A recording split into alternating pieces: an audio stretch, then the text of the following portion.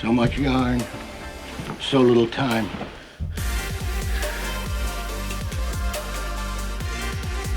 Big extended yarn. Quite the ripping yarn. Shall we start with the yarn? We're back. Episode 10, I think this might be. Big number 10. Big number 10, yeah, double digits. Tristan's in the hot seat today. Yep. And yeah, it's been shit weather, but here we are in the studio. So like I said before, hopefully I'm in frame. We had a bit of technical difficulties with the camera too that died right before I pressed record. So hopefully I look okay because I'm just recording off my phone. But you know, do what you got to do. Yep. So the premise, obviously, like I said before, is kind of, you know, like we'll get into the hunt mate stuff and what you're doing there. But what I like to do is kind of talk about, you know, how you got to where you're at now, and yeah, I guess a bit of your story up until this point. For sure, yep. Well, might as well start right at the beginning, I suppose. Yeah, where did you grow up? Yep, What was childhood like? Yep. So yeah, I was born and bred in Dunedin, and I was the youngest. I got two older brothers, and yeah, it was a very adventurous childhood. I'll give it that. A bit like yourself, where you know we spent more time outside than we did inside. It was a great wee community that we grew up in, Sawyers Bay. There was a heap of kids all our same age that would just get together and go on big missions, go in the bush, whatnot. How old are you?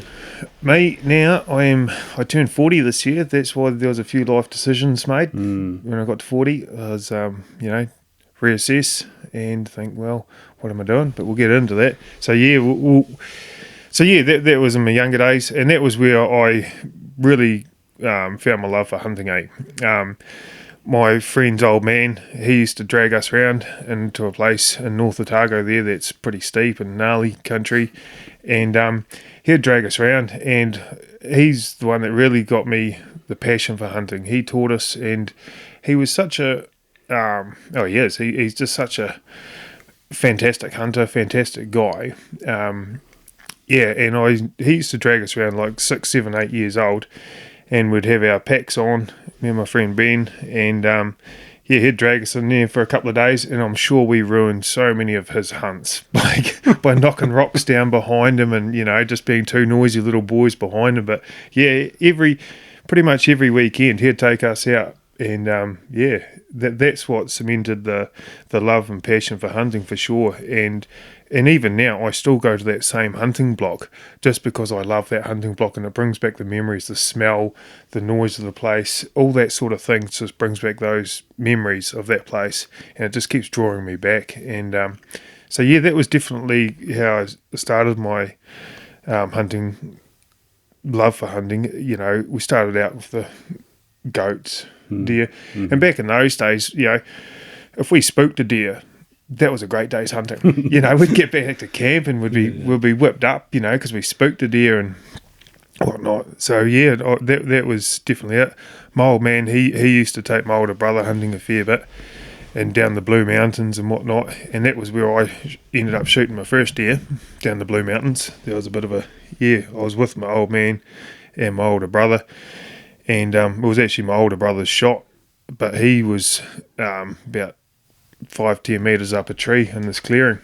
So yeah, what did I set the scene? We were out for an evening hunt with the old man and my older brother, like I said, and my older brother was meant to have first shot, and so me and my old man, we built a little hide just off to the side of the clearing, and my brother went and climbed a tree in the middle of the clearing, and we were sitting there waiting for a couple of hours, and actually my old man had fallen asleep beside me, and and I watched this young spiker come out the side of the clearing, and you know, I think I was only 15 at that age, and I gave him a nudge, wake him up. He's, oh shit, And then we watched the spiker, and of course we were waiting on my brother to take the shot, but the shot didn't come. And so we were sitting there, and I'm shaking like a leaf. And of course, all that did, the longer you wait, it just builds that tension up that little bit more. So anyway, this young spiker started coming directly towards our wee hide, and the old man's like, "Yeah, bloody shoot it!" And boom, I shot it, and that shot woke my brother up. He was asleep up the tree as well. So yeah, they'd both fallen asleep, and I was the only one on duty. So yeah, that was my first deer down the Blueies, and hooked. Yep. And I've actually still got those wee spikes as a skull cap, and I'd written on the back of it the time, date, the block, the rifle that I was using, and even now that is probably still one of my favourite trophies that I have in my shed, as a wee fellow buck like that. And then, high school, I was pretty much there just to play rugby. That was my go-to at Otago Boys there. And then after that, I didn't quite stay very long. When did you finish school? I started sixth form year, but I was literally there just to eat my lunch and play rugby. And the counsellor come along to me early in the year and said, "Oh, you can still play rugby for the school, but you kind of need to be doing something." So actually, he put me on he goes, "What are you interested in?" I said, "Oh, yeah, I don't mind farming." And so he actually put me on a sheep and beef station down Manuka Gorge there for a bit. And he said, "Well, you can go down there, do this, and we'll call it a course. And you can still come back and play rugby for us on the weekends." I was like, "Sweet." Must have been a good rugby player, bro. Yeah, that was me thing, playing rugby. And so, I was down there, and my oldest brother, he'd joined the army, and he rang me up and goes, "What are you doing?" I said, I was actually on a shearing course when he rang me, and I said, just doing a bloody shearing course. He goes, "Well, why don't you join the army?" And I was 16 at this stage, and he goes, "Yeah, you should join the army, cheap piss, it's bloody good time." I was like, right, that sounds like a bit of me. So I did all my tests and that while I was still 16, did the fitness test and psychometric testing and whatnot, and got in. And a month after I turned 17, I was up in Wairau on my basic training. Yeah, so I was still pretty young, but that was a bit of a life experience. That was, going from little old Dunedin, Sewage Bay, and then joining the army up in Wairau. That was pretty cool. That makes a man of you. That it really does. Imagine. And that was in the middle of winter, in March, April, when I started basic training. And then, army life was just me. I think it's bloody awesome, eh? Like, I tell you what, guys, like, you get to shoot guns, throw grenades, hang out with your mates, play rugby and drink piss, and it's a lifestyle. They pay you to do it. They pay you to play rugby. They look after you. Great food, great accommodation. You don't need to worry about, buying your clothes and that, because they give you the green stuff. And so that was pretty cool. And did about 8 years there. And I was a firefighter in the army, so I did a couple of years up in Linton Army Camp. Firefighter as in like... So the army, a lot of people don't know, but the army just back in those days used to have, it was just like your normal civilian fire station, but we'd also go away on exercises or get deployed overseas. We were also trained in, like, for example, the field exercises, and so we'd go away with them for a couple of weeks at a time down Tekapo or wherever they were, and but then when we were back in camp, we were just like an everyday civilian fire station where we'd attend structure fires, vegetation fires, and motor vehicle accidents. Because there's lots of different things you can be in the army. Yeah, you don't have to be like infantry. You could be a mechanic or a cook or Yep. Yeah, there is. There's the variety in the army's unreal, and you can chop and change too. You can be a field engineer and all the rest of it. Fantastic. There's something in the army for everyone, I reckon. And I think someone at that age, it just gives you direction, gives you discipline, and teaches you a lot about life. That's for sure. And you see quite a few things, especially being a fiery. And so in the army, obviously, you get given all your hunting gear. So it was great, your sleeping bags and bivvy bags and everything else, your hunting boots and Camo. yeah, all the camo to your heart's desired. Yeah. So and there with your fitness as well. So I did a lot of cool things in the army. Mountaineering and living in snow caves and those sorts of cool things. So there's a lot of that sort of stuff that I transferred, those transferable skills into my hunting side of things. And So what age did you join? 17. And you were there for 8 years. Yeah, So that's a 8 pretty years. formidable Yeah. age for a young man. So that would have Yeah. been a good, that's usually the time where fellas that age sort of go off the rails or Yeah. get their, or figure out what they want to do. So that would have been good to, It like was, you say, discipline, learn all the things that you learn in the army. Yeah, gave me great direction in life and grounding. So, and I think that's, yeah. And again, rugby was a big part of my, and that, if I had rugby training and I was at the fire station, working night shift or something, I was allowed time off to go to rugby training. So I was literally getting paid to go to rugby training, and it was just, the opportunities were just fantastic, And so I was in the Army Colts for 3 years. I was captain of them for 2 years, and it was pretty cool. Loved it. And then I met my ex-wife, and that we had 3 kids together. And that was when I left the army because I was spending a bit too much time away from home. And so I left the army and went dairy farming for a couple of years with the ex-wife. And like I said, had 3 kids. I'd actually had them, before I'd left the army. My oldest one had them about when I was 21, 22, my oldest. Young. Yeah, very young. Yep. But you left because you had kids? Yeah, pretty much, yeah. So you had your priorities right there. Yeah. I've always said, no job or amount of money is worth not tucking your kids in every night, eh? Yeah. And then, so we had 3 kids pretty close together. And then we went through the divorce, and pretty much I got kicked out. And so I moved. So when I was dairy farming, I was working on Leaston, just south of Christchurch, because that was where I was based, and I'd met my ex-wife in Christchurch, and I was dairy farming in Leaston. And then I moved back to Dunedin, familiar ground. And when that first child support payment for my RD come through, I thought, shit, I better get a job. Better get my act together. Yeah. So that was pretty much one of the hardest times of my life. Definitely when when exactly like you said, you can't tuck your kids in at night. That's definitely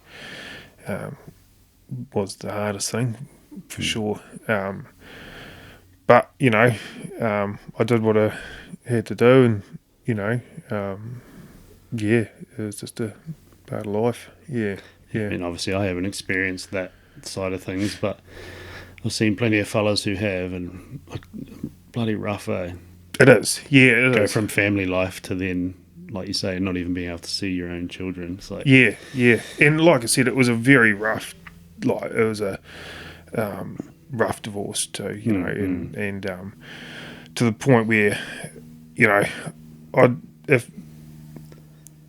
if someone is going through something, a divorce, and there's young kids involved, I highly recommend that they talk to someone that's gone through it.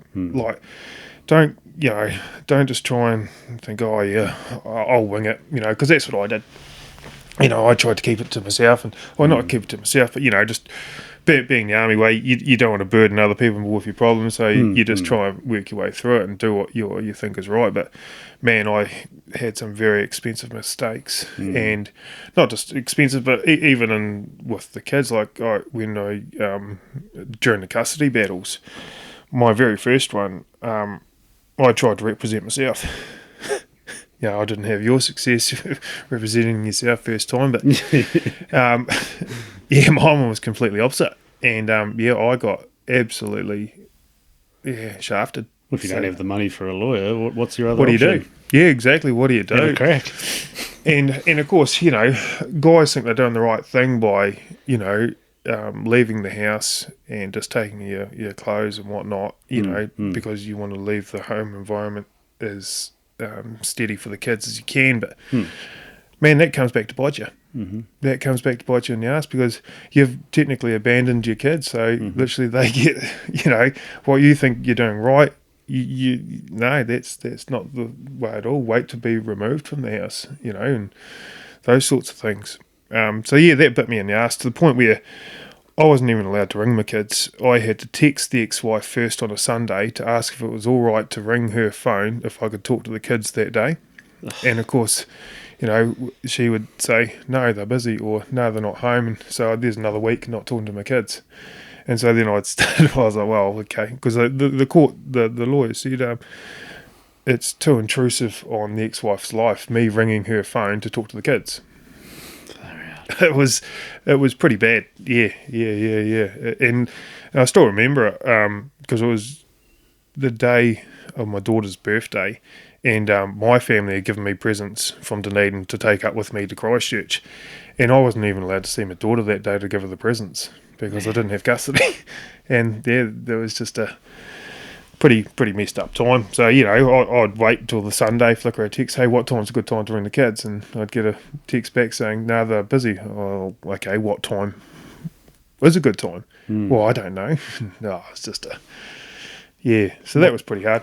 Man, what that can do to a man, eh? Like I said to the bro the other day who just had his first kid, and this little person that you've made and you love literally more than your life itself. Yep. And then like what you went through, all these blokes who get the ability to even talk to their children taken away just because of a... Yep, because me and their mother don't get along, and so, they're the ones that would, obviously how hard it is for them as well is pretty bad, but...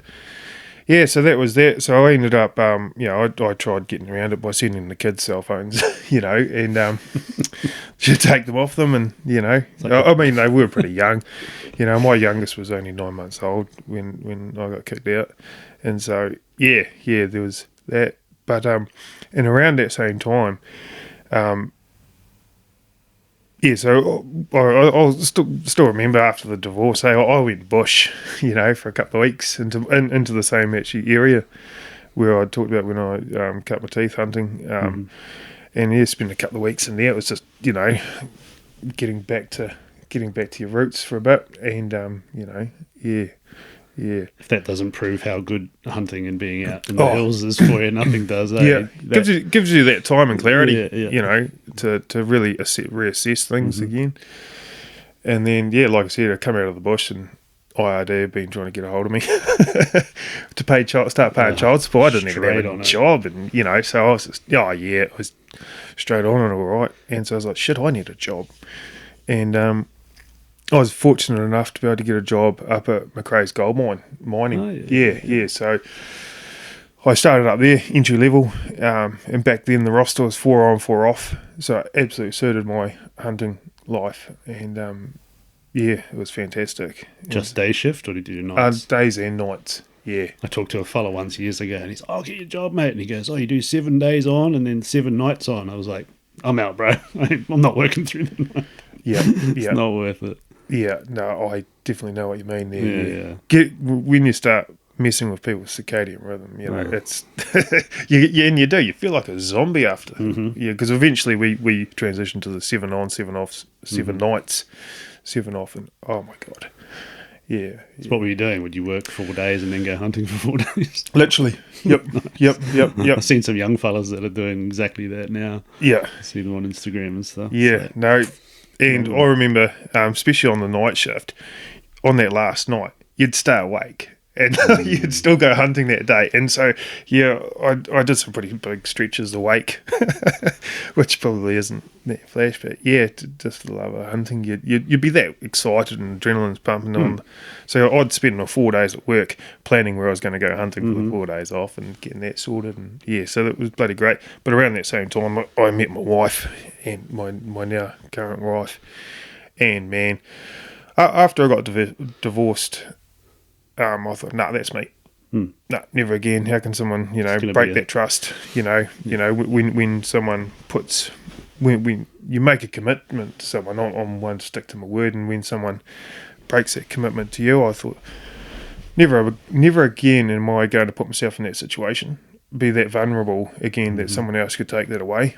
And so that was I'd resigned to that fact until I met my now current wife, and man, yeah, I tell you what, when you meet your soulmate, you just know. Oh, 100%. You just know. Yeah. And so all those thoughts been out the window. Yeah. I hear you. Yeah. So, yeah, and my now current wife, Jess, she is just my entire life. Yeah. She's brilliant, supportive. She loves her hunting, and she's just so smart and intelligent. Like, that's, who I bounce ideas off, and that's who supports me, eh? Yeah. It's amazing, like you said, like meeting your soulmate. You know it in the moment, but how much they can change your life. Like, same, me and Nikki, like, we've been together, 13 years now? Mid-20s when we met. I was on a pretty pretty loose path. And she came along, and it was just like, same thing. You're just like, yeah, this is it. This is the one. Yeah. Because I obviously had relationships beforehand too that had gone sideways, plenty of them. Yeah. But yeah, this one was like, all right, this is it. Yeah, it was definitely an eye-opener, like how much bullshit I'd put up with before in my past to how good a relationship can be and what it should be. With the right person. With the right person, yeah. And so, yeah, we just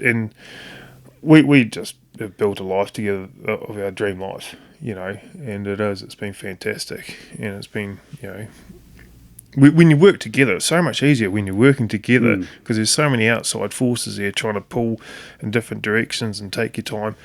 But when you and your wife, are strong, working in the same direction and supporting each other, it really is an unbreakable team. When you're on the same level with everything, eh? Yep. On the same wavelength, and people say, "Oh, the same wavelength." It's a bit of a cliche, but it actually is. 100%. Yeah. Well, that's what I think the other day. It's like if you're dialed in and you think the same. I think it was on like kids, money, and whatever. Like the three things that if you agree on, it'll be all honky dory. Yep. I think also because we've got the same goals, and we when we did get together early on, we literally shared each other's goals. We're like, are our goals similar? Because if they're not, we're going to go down two different paths, and our goals are very similar. Yeah, that good mix of ambition as well, eh? Yeah, Yeah. Oh, my wife, yeah, she's just such a driven woman, like great. Whereas if you have one of the people in the marriage who's super ambitious and the other one's just not. Yeah. It's never going to work. No. Like you say, if you're on the same path and you support each other, it's all up. Yeah, and I was very lucky because she's got a boy as well, Carson. He's 16, so he's the same age as my younger kids as well. So we're at the same stage in our life as well that we'd had our kids, so we was just focused on our careers after that and building a house and for the family and all the rest of it. So that was where our goals lied, and we just wanted to spend time together, and we still do now. Like it's fantastic. So I worked at the mine for 11 years. I started at the bottom, and that's a good run. Yeah, it was very good, and I loved it. I did it. I loved the job. I was at the processing plant where they crush the rock and pour the gold bars down there, and so I loved it. But you get into that life where you know your job so well that it just becomes easy, and you start to just it's like 11 years doing the same thing on the same plant. You start to know it pretty well, and it was just I got to the stage where if I didn't leave when I did, I'd be there till I retired, and I didn't without there being any other gold mines in New Zealand. There are, but they were of the same company. But I'd have to go to Australia to stay in the same industry. And I didn't want to go to Australia. I love my hunting here too much. So, You can contest to that. yeah. Can't hunt shit over there. Just pulled the pin. I always wanted to. I like leaving a job on my own terms, and that was it. And so I left there. Great bunch of guys, love them, fantastic. Some great stories there. Honestly, that mine, like I said, working night shift with a bunch of guys. There's some crazy shit that they can get up to working in a mine, and Especially if it becomes mundane and you're just doing the same shit. yeah, Got to entertain yourself. yeah. I was saying that to someone the other day, actually, we're talking about like jobs and day jobs and like ambition. And I said, well, there is one advantage to doing a job for a long time to the point where you don't even have to think about it, because it gives you the mental space to still do the job, make the money, while you're thinking about other things that you're going to start or do, And I'm like, it does have its advantages having a day job that you don't have to think about. And I think that's dead right. So I learned, as you said, it just starts to be second nature. And so to fill in, that void as well was I did a bachelor's degree in business management while I was working there as well, just to, like you said, I wanted to broaden my horizon a bit and, see what else was out there, get some, something on paper, a transferable skill on paper pretty much that I could take to other places. So, That's the ambition. Yeah. Doesn't matter if you're an ambitious person, doesn't matter what you're doing, you're always going to be doing more. For sure. Wanting more. Yep.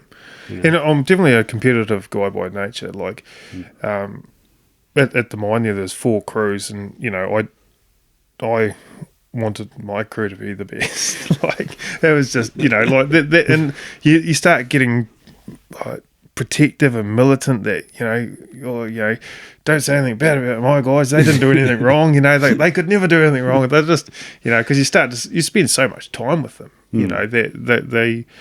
That you got their back, and Tight knit team. a very tight knit team, and and those guys, some of the guys have been there, 17, 18 years, and they just know their job inside out, and I've got plenty of mates in Oz that work in the mining game, and you hear all the stories. Yep. I had an opportunity to do it years ago. One of my mates, he's still doing it, and we had the same opportunity. Some of the Kiwi boys showed up, give us your resume. I was like, I was living on the beach on the Gold Coast. I'm like, I'm not good. I'm all good. Like, he went and he's still doing it. Yeah. But like you say, it has its advantages, eh? It does. That lifestyle. Yeah. And while I was there, I always knew that I didn't want to be there for the rest of my life. And so I made hay while the sun shined. I didn't go tick anything up and do all that silly sort of stuff. You had a plan. Yeah. And then I suppose a lot of that was subconsciously as well, that I wasn't going to stay there forever, but I just knew if I didn't leave when I did, I was going to be there, and the golden handcuffs would have had me, and I'd never be leaving. Yeah. And I didn't want to be known as the guy, when someone goes, there's Tristan. Do you know Tristan Corbett? He's the guy that works at the mine. Yeah. And that's all you get known as. We refer, and it's one of the crazy things, is that whenever you meet someone, the first thing people do is go, what do you do for a job? Yeah. We judge people on what they do for a job and not who they are. And that's crazy, because, some people just take jobs for the sake of taking a job, and it's got nothing to do with who they are or how intelligent they are or those sorts of things. Yeah. I've talked about that plenty. Yep. Yeah, that whole thing, like you say, like, what do you do? Oh, what do you do for a job? I work at the warehouse. I was like, what do I do? I fucking go hunting, go fishing, photography. What do you do? What do you mean? Yeah, I've always been baffled by that too. Yeah. But that's where building something or owning something, is key. Because when they go, what do you do? Oh, actually, I own this. I do this. Yeah. Instead of just working the fucking mine, Yeah. It's a funny part about it. Speaks to society as a whole when you think about that, and I always harp on about the modern day slavery system, which rocks a few people up. But if you look at the bigger picture, It's so obvious. it's pretty That's what obvious it that's is. how it's set up. We are literally worker ants. We are worker And ants. that's the psychological part where people come up and go, "Oh, what do you do?" Yep. What sort of worker ant are you? Exactly. That's literally Exactly. their question in Yeah. a different form. Is Yeah. asking what sort of worker ant are you? Where do you work in this big cog of? What That's was the problem, though. If you speak like those people, go, well, it's like you're not saying it to put anybody No. down who is, we've all been in that situation. It's just seeing it for what it is more. Yeah, and I think that's people like yourself, that have taken a step back and can look at the bigger picture. When you start looking at the bigger picture and go, people are literally just slaves. Yeah. And like another part you said about like ticking things up. Yep. Again, I hate to give people advice or anything financial because everyone's on their own path, but yeah, that's what happens when you work in like a high paying job, like in the mines. Oh, sweet, I earn this much now. Let's go tick up the brand new truck. yep. Oh, You've got an image to uphold. You're just putting yourself deeper into that slavery system because now you Yep. got to pay this fucking money Yep. back. It's like it's a whole. Yep, it is. You either It is. get on that wheel and stay on it, like And- you say, or you get off it and go, "Nah, this ain't for me." And that's where I think I was very lucky that I was able to get myself off that wheel, because I did know that, working night shift does kill you. It does kill you. And it takes years off your life. And when you start to, and the older you get, the more you value life. And I think, well, hold on. That feeling of jet lag that you have every week after doing night shift isn't actually really good for you. Yeah. And also, working 7 days on, you are literally just eating to put calories in your body. You don't care what they are. Just put calories in your body, have crib, and then get back out there on the plant. And so, my diet was horrendous. It was just not a great environment. 11 years is a good stint, though. No, it was. It was. Served its purpose for that season of life, It was another chapter. Life comes in seasons. Yep. To get through that season, that's what you had to do. Yeah. And then you went, yep, done, on to the next season, Yep, for sure. And so, and I didn't enjoy spending, on those 7 days that you're on, your whole life and my whole mind was occupied with work. And I put a lot of, my wife would have to look after everything at home, and I didn't have any more space in the head to hear any more problems or deal with any more problems, So, that was pretty hard as well. And at that age, I think a year before I left was when my oldest boy, he decided he'd come down and live with me. And so he would have been... Did you stay on site at the mine? No, it would drive up and back. Yeah, I was given... They gave me one of the utes, and Nice. it was...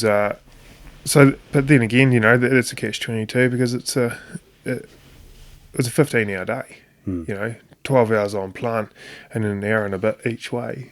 It's a 15-hour day for 7 days straight. And I tell you what, you literally just get home, get out to it, and then alarms off at 5 and up you go again for another drive. I did listen to a lot of podcasts on those. Yeah. It's one of the advantages, I suppose. Eh? Yeah. I should have used the time more wisely and maybe learned another language or something, but I didn't. I was just listening to crazy podcasts. Just zombified. Yeah. So and like I said, my oldest boy, he moved down and started living with me, and so I got my wife's boy and now my oldest boy Damien living with me, and How old's he? he's 17 now. Or nearly 18 in October. And so he started high school. He wanted to go to Otago Boys, same school I went to. He's just rugby and sport fanatic. He's very good at his rugby and the rugby league. He's a big league player. And so, and I found in my last year at the mine as well, and that was probably the writing on the wall, was, my wife, Jess, she was doing a lot for Damien, I was relying on her to take him to trainings and all the rest of it. So yeah, said hooray to the mine. I really enjoyed it. Great place, and it definitely, as I said, served a purpose there. And then I went as a contract manager in a civil construction company, and I started there, and it was meant to be like project managing and a little bit of estimating and contracting, and that was great because it was only 6 minutes from my door to the office. It was great. Ideal. Yeah, that was pretty cool. That was pretty cool. I enjoyed it there. Great guys again, fantastic guys in the office and out on the field. Fantastic, yeah, and just a different bunch of guys, but everyone's really the same. Like different bunch of guys, but they're all still the same. Like you think, if I go get another job somewhere else, are they all just going to be a bunch of fuckwits, or how are they going to be, or I'm in my comfy space up here at the mine where I get along with everyone, and I know the good ones and the bad ones and whatnot. Where if I leave that comfortable spot and go to another job, is it going to be the same? You go there, yeah, it is, yeah. It is, yeah. So, yeah, it was great guys there. And, I was there for 18 months. And then, obviously, there was a bit of downturn in the civil construction area. And so they went through a restructure. And, there was 6 managers in the office, and they had to lose one of them. And everyone else, I was the last one on. So, pretty much, I got made redundant. And last one on, first one off. Yeah, it's kind of what it felt like. Yeah, definitely. But hey, again, I look at the silver lining in things, and if I was still there now, I wouldn't have started Hunt, mate. So everything happens for a reason. Everything happens for a reason. At the time, you're thinking, shit, this, that, and next thing, and you start being made redundant is a big hit on the. Not so much the ego, I guess, like the self-esteem, being like, fuck. Yeah. Especially if you gave it all for a job. Exactly. That for someone else. That's and then they go, oh, sorry, mate. Definitely.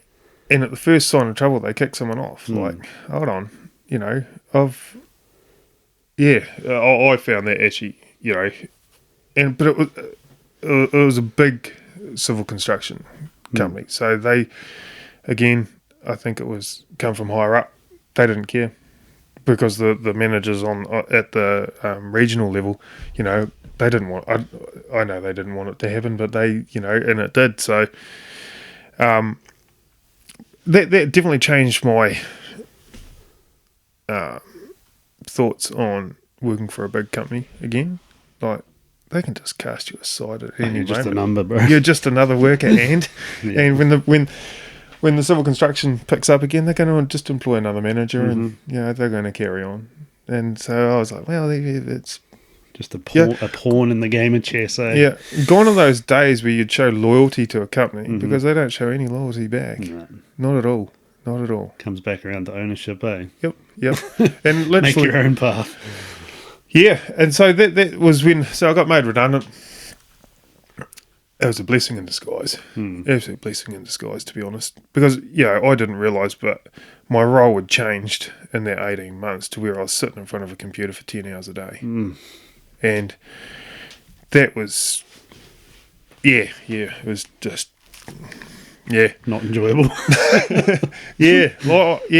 enjoyed the project management side, but when you start, we're doing tenders, literally. Our whole days were just taken up doing tenders, trying to win more work, and it was just, that was hard. So anyway, made redundant, and so I decided that, I'm just going to take a break from work. Well, I've worked my entire life. I'm just going to have a bit of Tristan time, and so, and the timing was perfect. I was just leading into Christmas. So I didn't have to worry about annual leave or anything like that, and then coming into the raw and so those sorts of things. So I just went hunting mad, mate. Again, when there's something in your life, everyone just you fall back on what you enjoy most, and that to me is just go back hunting and you know, because I was working a Monday to Friday job, so I only had the weekends to go hunting. So, and then once you get made redundant and you don't have to set your alarm or go to work on Monday, just pack your pack and go. Where are we going? You're just looking for weather windows around the country and going for it. So, yeah, no, I did that. And then I started to think, how can I make hunting pay? Like that's what I know best, you know. And that's kind of how Huntmate was born. You know, I sat down and bounced a few ideas off a few mates and go, you know, what is out there, you know, and I thought hunters, we used to write books, you know, everyone, if you're a hunter and if you had a good yarn, you'd write a book, and then you'd write for hunting articles for magazines, and then you'd have a YouTube channel, and then you'd have a Facebook or Instagram page.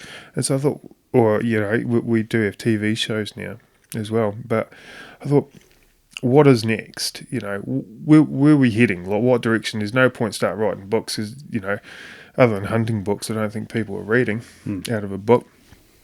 And so, yeah, that's, I was like, well, everyone's on their phone.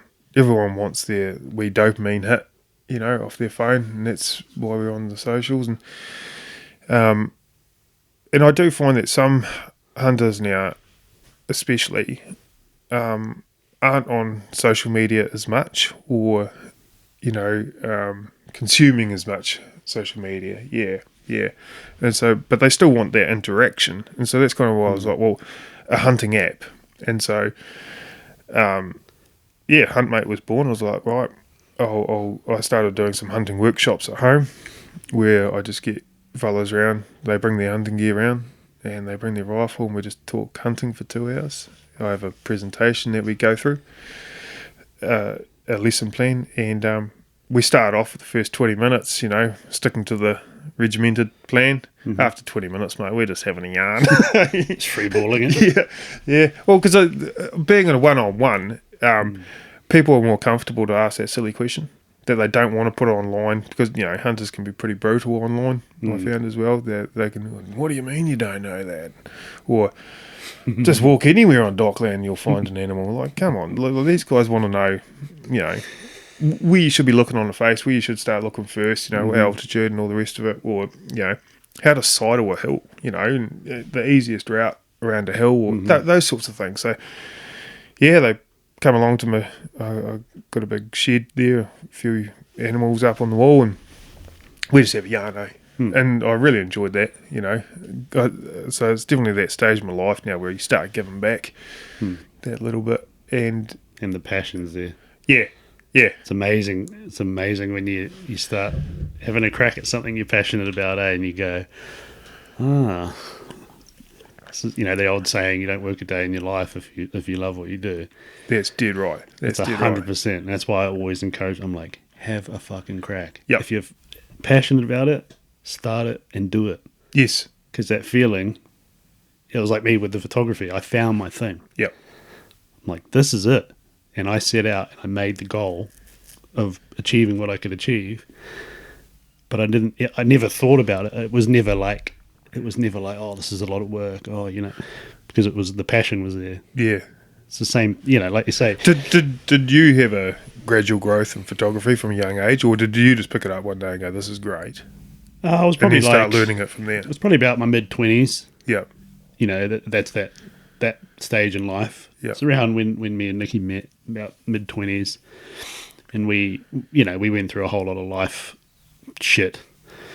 Family members dying, you know, both our dogs died, you know, just stuff that makes you reevaluate, you know, whether it's being made redundant or, you know, there's always a triggering event. Makes you go, fuck, what am I doing? Yeah. Like, am I just a pawn in the system? Or like, and then we travelled a bit, and that's when, picked up a camera. I had always been fascinated about it. Like, once I got into it more, I looked back on like childhood, and I was always like pretty locked in with the whole concept of a photo, of photography. I just never really thought about it until then. And then, like, it was like that. I was like, this is something that I naturally have that passion for. Yeah. Where you don't even have to, Yeah. You know, it's not like a job, like you say, where you got to drag yourself out. Oh, another fucking day. You don't even think about it. You're just Exactly. like, let's go. Yep. We're And on. it's quite funny you say that. Like, you dread the alarm. And when you start dreading the alarm going to a job, you don't enjoy it. That's not you enjoying it anymore, you know. I was kind of starting to feel like that at the end up mining, you know. But, you know, another day. Whereas, you know, at my peak, you know, you're excited to see what the day brings. What's the day going to bring? What problems are you going to have so you can use your, you know, problem-solving skills to work it out? And that was job satisfaction for me. Like, when something broke down or something happened or there was a power out, you're like secretly, you're like, yes, great, you know, cool. Or, you know, just if there's an issue there and you get a couple of, you know, the experienced guys on crew together and you have a wee powwow and you're like, right, what should we try? What should we do? This and that. And I quite enjoyed that problem-solving skills to objective. But then, you know, definitely when I was in civil construction there, I was dragging my heels there. Yeah, for sure, to get there. Yeah. It's interesting, when you see people that are in that, and you just want to be like, just find your thing, man. Yep. Fucking find it. Yep. And so, yeah, that was definitely with my hunting. Like, I've been doing it for such a young age, you know, that because my wife said to me, oh, well, with these hunting workshops, she's an organiser through and through. She loves a post-it note. And she said, oh, you're going to have to get a lesson plan and all the rest of it, you know.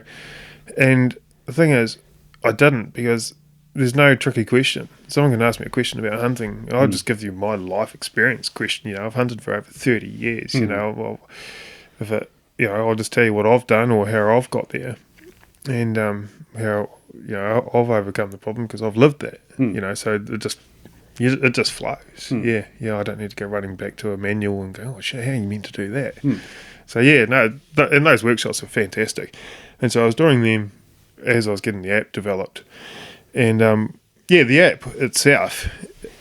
There's a couple of different feels I'm going for it. Is that I want it to kind of have like a magazine type feel where there's a little bit of everything in it. You know, there's if you just got 10 minutes to kill at work, you can just go on there, have a wee play and have a wee look and see if there's any news articles that I've put up or any new recipes or there's a new podcast or a new video. And also having it available offline as well. So it's kind of like a hunting coach in your pocket is how I've best described it. You know, if you want to know what a TB infected liver looks like, or there's survival manuals on there. There's, you know, the firearms code. So if you're not quite sure, or the WAMS manuals. So, you know, like pamphlets in PDF form. So, you know, like if you're double questioning yourself, going, oh, am I allowed to go walk on a paper road? Well, hold on, let's have a look. It's on the app. Let's have a wee look. Oh, yeah, you are. Yeah. You can treat a paper road just as if it was a sealed road outside your house. You know, and, you know, I just wanted those sorts of reaffirming things on the app.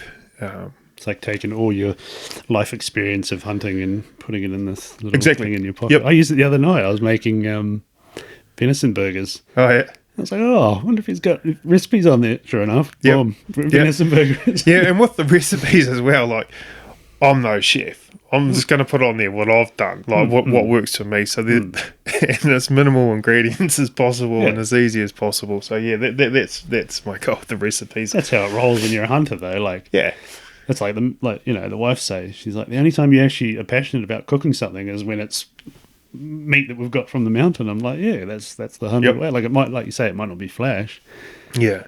Yeah. But it's like we all have these little things that we do. Yeah. Thrift on there, went on there. Sure enough. Venison burger patties. Sweet. Yeah. But the thing about that is like having an app rather than like writing a book or something is that it can forever, I can always be changing it, updating it and putting, you know, new recipes. Like there's some goat recipes coming and putting on it, those sorts of things. And I can change it. And the hard thing about it is that no one's done it before. And so I can't copy anyone.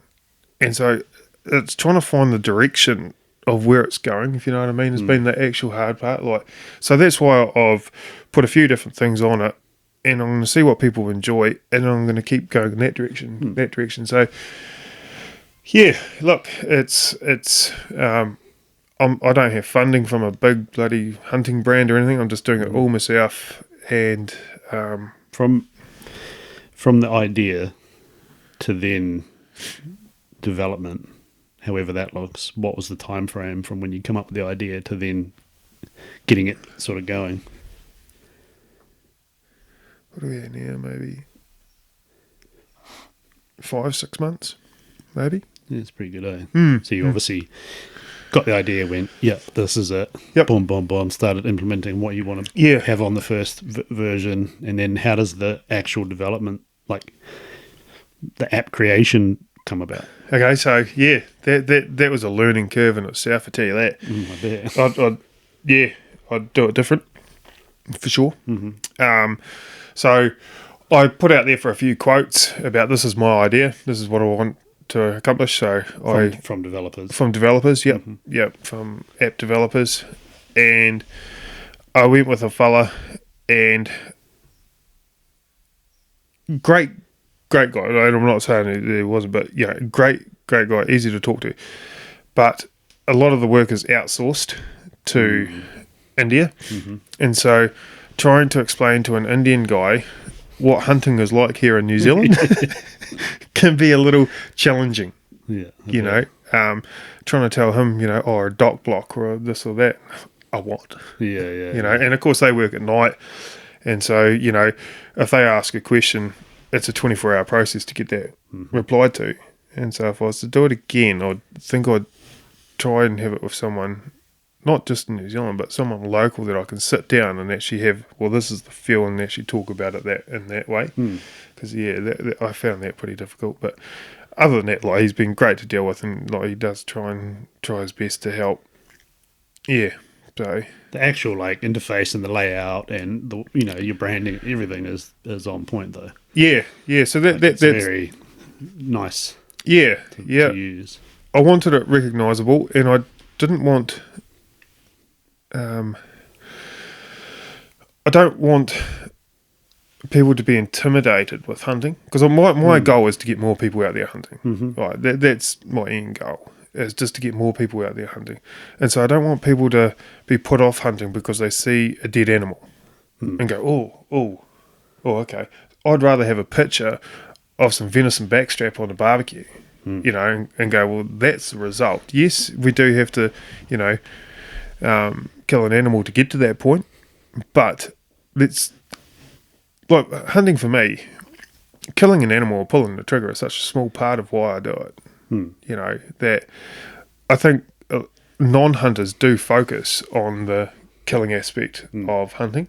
I mean, yeah, it is, but there's so many other things. You won't find a single dedicated hunter out there who takes any enjoyment from taking an animal's life. It's the hardest part of the whole process, but it's a necessary step. Yes. To get the reward. Exactly.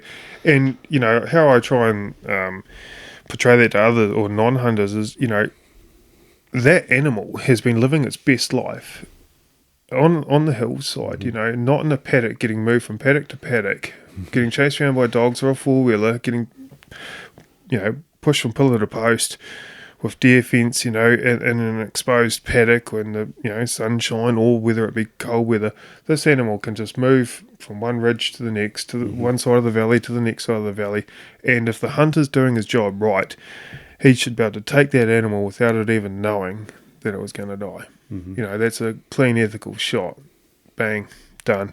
Whereas, where people get their food from in the supermarket, they can... that animal has literally been tormented its entire life, whether it be, injected with this, that, docked, shorn, babies taken of it, you name it. And I'm not saying that, that's also a part of life, but at least I know with hunting that's how, if I can kill an animal, I want to do it as quickly and as humanely as possible. Yeah. It's. I mean, hunting itself it's the most amazing hobby or profession or industry or whatever you want to call it. But it can be hard to get that across to old mate sitting up in Auckland who's a city person, and then seeing that we grow up with it and we pass it down to our kids. Yeah. And the ball keeps rolling, I guess, with more like rural people, plenty of people in Auckland that hunt, but you know what I mean, that the different minds, like you say, the things that they see, like, oh, you're just out there shooting shit. Yeah. To realizing what's actually involved and how special it is for us. To non-hunters, they think it's a blood sport. And they literally do that. We just run around gun ho and all we do is shoot signs because the old hunters shot a sign, and they just think, oh fuck, another bloody hunter. Yeah. But it's definitely, and that's definitely what I'm trying to do with Hunt Mate, is put it out there that anyone can do it. And I think hunting is instinctual in us. 100%. It is instinctual, and that's why we get so much fulfillment from it, is because it is instinctual. And I reckon hunting is, in everybody. Mm-hmm. If you get someone out there in the right environment, they will enjoy it. Mm-hmm. Whether it just be the adventure, the environment, seeing wild animals, even just seeing wild animals in their own environment, or that little bit of adversity on a hunt, you get them back to the car or get them back after a hot shower, mate, they just want to go back. They're like, that's awesome. Mm-hmm. That's that excitement of hunting. It's not just pulling the trigger, And I pull the trigger very seldom these days, and, I just take a camera, and because I've realised that I don't have to, Get a bit more selective in your old age, don't you? Yeah, and I think, and that's probably... True, and that's probably why I don't mind calling myself a trophy hunter, because I do. I find that animal that I'm looking for to take out of the herd, whether it be the oldest, the one, if I'm meat hunting, the one closest to the truck, or, I am very selective, where, and that is the premise of a trophy hunter, is literally shooting something for that, being selective of it. And everyone's got different criteria when it comes to the way they hunt. Like, I'm primarily a meat hunter. Yeah. Yep. Every now and again, I'll, shoot something for a trophy, but my main goal is meat. Whereas some fellas are the complete opposite. There's so much, complexity in the hunting world, I suppose. Yeah, it is. There's so many aspects of hunting as well. And to be honest, I wish there was another word for it rather than hunting, because hunting's got a real... When you say you're a hunter, people go, if they don't know, you're a hunter. And I've done it in times before when, I've picked my environment.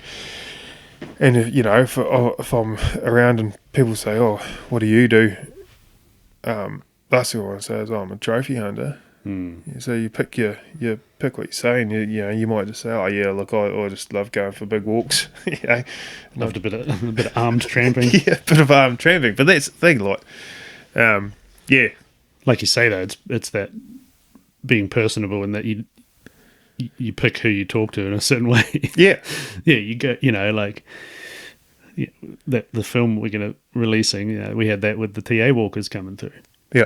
They look at you and we're out there doing the same thing. They're tramping, we're just doing it to look for an animal. And then the other half of them, oh, it's great, they love it. Yeah. Everyone has a different perspective on it, depending on what they've experienced. And when you say hunting as well, are you duck shooting? Are you pig hunting? Are you, bush stalking? Are you open tops hunting? Are you alpine hunting? There's so many. Or you're backpack hunting, or you're a four-wheeler hunter. There's so many. Are you a thermal hunter? Are you a spotlight? There's so many aspects to hunting. Just to say that you're a hunter, you go hunting? Oh, yeah. Yeah, there's so much more to it. Yeah, little micro genres within. Exactly. Yeah. Yeah, and I'll tell you what, like you say, the passion of all the stuff I do, nothing gets me as excited as just tromping around in the hills. Yeah. There's, like you say, it's it's primal, eh? It is. No matter how long you've done it, you see it in new hunters, when, like you say, when you get new people into it and they go, now I get it. You get it. They lock in. They're like, this is what it's all about. Yeah. So, it's the best. I think that's, and there's that funny thing in the hunting world, which you were talking about, you know, a lot of places, whether it's like forums or whatever, like with any hobby genre, whatever it might be, any industry, there's always going to be like infighting, a bit of toxicity of people, you know, like there's a lot of ego. There is. Yeah. But yeah, I've been talking to other people about it too recently, where as a collective, though, it feels like the hunting industry is moving in a good way with stuff like what you're doing, where it's, you know, you're encouraging people Yeah. in, welcoming people in. Yeah. Like, hey, we love this shit. Come and have a go. Yeah. See what it's all about, you know. And Totally. things like technology or, you know, all the different foundations and stuff, I think are Yeah. starting to gain traction to get a bit more credibility behind it, instead of it just being like, oh, they're fucking dirty hunters, you know. Exactly. Yep. It's getting a bit more sort of Yeah. mainstream, I guess. It is. And that's where, as hunters, I think we need to support each other more. Honestly, I hate, like, social media. Yep, it's a necessary evil. But man, I see some negative comments on Toxic place. It's so toxic. Like, can people? I know people like to be funny and share their opinion and those sorts of things, and think, oh yeah, someone else is going to enjoy this if I write this. But look, most people aren't. When I see a smart ass comment, I think, God, man, scrolling by. Yeah. It's, and especially, you know, I've seen it with a couple of experienced hunters out there, and I just don't get the, like, if someone's putting themselves out there to ask for a bit of help, like, yeah, give them a bit of help. Like, Especially young fellas that are keen. yeah, like, and don't beg someone if they put a picture up of a 6-point deer or something. Like, you know, see, my thoughts on those sorts of things is, if someone's just trying, you know, to get their next biggest stag, that could be the biggest stag that guy shot. Good on him for shooting it. Fantastic. The one I shot in the film. Yeah. Or like I said, look, if I'm going to shoot a stag, it's got to be an even 12. It's definitely not huge, Yeah. but I probably won't shoot another one for a long time, you know. Yep. Exactly. But Yeah. like the same thing, you get the people, oh, fuck, what, wouldn't have shot that. It's like, yeah, mate, fucking, you go out there for 7 days and fucking kill yourself, and then resist pulling the trigger when you finally see something, you know, like. And that's the thing. And so, you know, yeah, look, That's all the shit they don't see. exactly. But we see it. Me and Jace see it a lot because we obviously work in the outfitting game, filming. Yeah. You know, these are mainly Americans, but the people that come over and hunt with outfitters, the typical Kiwi hunter mindset, it's like, oh, these fucking, you know, pay to hunt, blah, blah, blah, blah. You know the nonsense. I'm a typical Kiwi hunter. I go out there and like to put in the hard yards and hunt Yeah. completely wild animals, but I also go out and film people coming over to hunt with outfitters. You know, it might just be a bloody whatever they call them, you know, like the estate hunts. Yeah. But at the end of the day, we all love the same thing. Yeah. Who gives a shit how you go about it? Yeah. We all love hunting. Yeah. That's just a different side of it, which brings shitloads of money into our economy. Yep. Like, yes, it might not be the way you like to do things, and Yeah. it's not my way to do it. Yeah. But I put my shit to the side because I'm there to do my job. Yeah. You know, like There is one exception. the infighting is Yeah. is brutal. Yeah. There is one exception that does grind my gears, and it's the helicopter shooting. Yeah, that grinds it. That done. Yeah, Honestly, mate, I got brutal. sent a video of one last night from a mate. yeah, I couldn't watch it. It's disgusting. yeah. I can't handle that.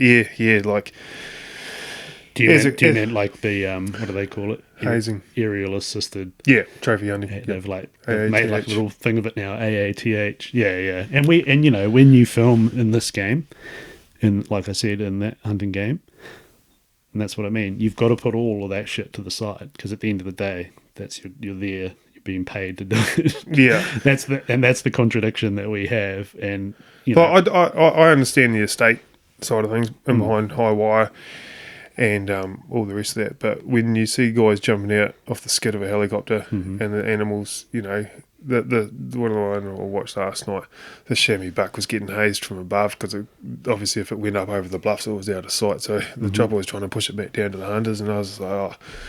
no amount of money could pay me to bloody do that. I'm sorry, like yeah. I don't agree with it at all as Yeah. well. I think it shouldn't. I don't think it should be allowed. I mean, waro is one thing that we have to deal with as ground hunters, Yep. which sucks. Yep. It's even shitter when you're in some, like you say, like some foreigner comes flying up and shoots the shit out of the Do valley. you know, it's not even the foreigner that I'm angry at. No. It's the Kiwi that's in the chopper, exactly, with their personal greed to go. Yeah, okay, I'm gonna have some respect for the animal. I'm sorry, like you cannot show that animal any less respect than chasing it with a chopper and then putting a bullet in it. I'm sorry, you've lost all my respect as as a person, as a hunter, and you shouldn't be able to call yourself a hunter.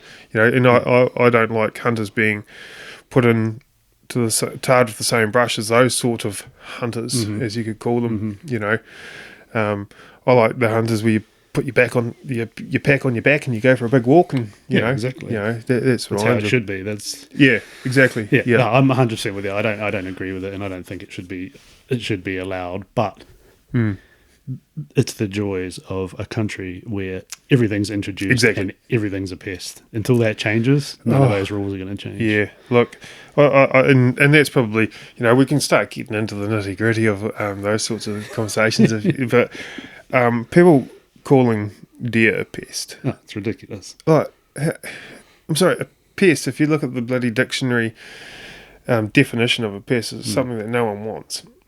I'm sorry, there's a lot of people that want deer. There's a huge amount of the population that live off it, or and so I think even if we just change the terminology of stop calling them pests, because they are not a pest, they are a resource that our forefathers have put them here in New Zealand for us, for future generations, like those old buggers. It was so their forward thinking of releasing animals for us, knowing that they couldn't hunt them themselves. Who's doing that these days?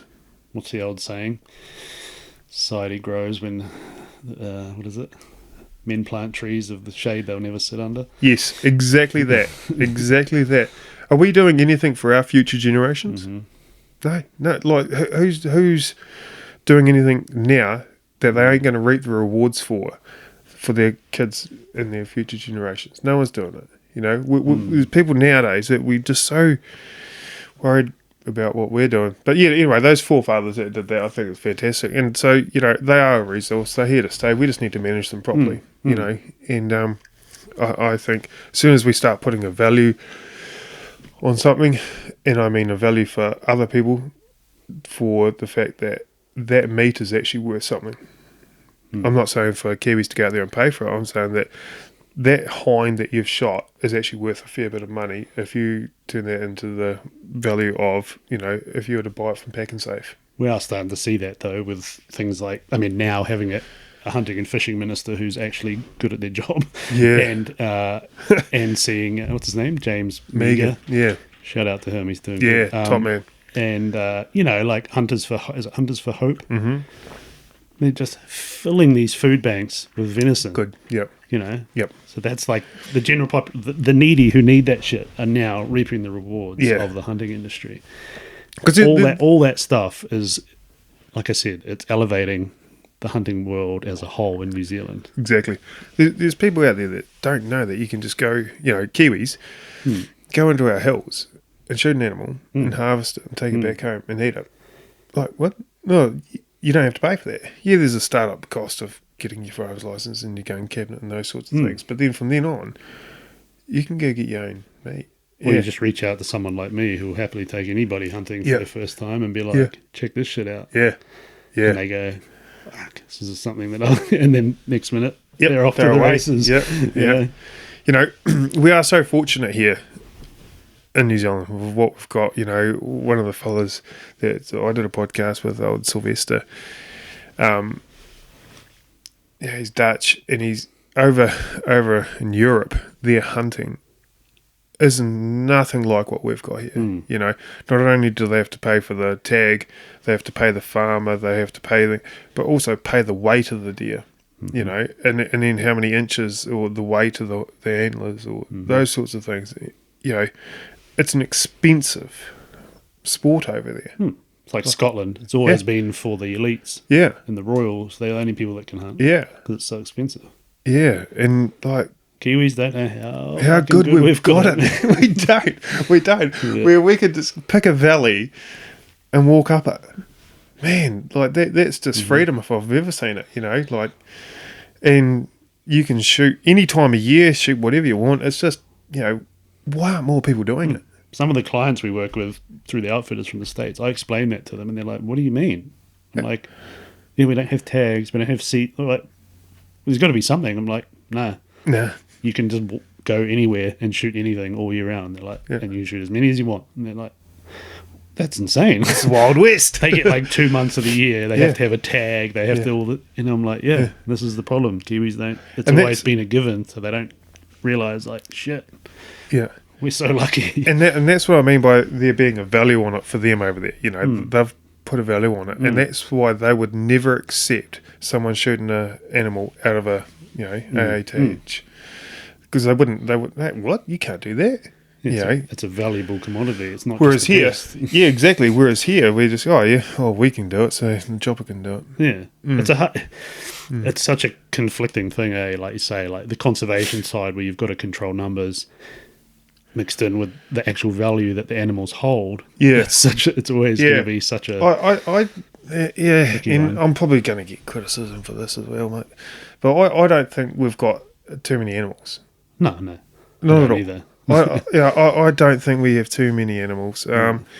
People say, we, and how I demonstrate this is when someone says that there's too many animals on Dockland, or there's bloody too many animals out there. We need to start, people getting stuck into them and whatnot.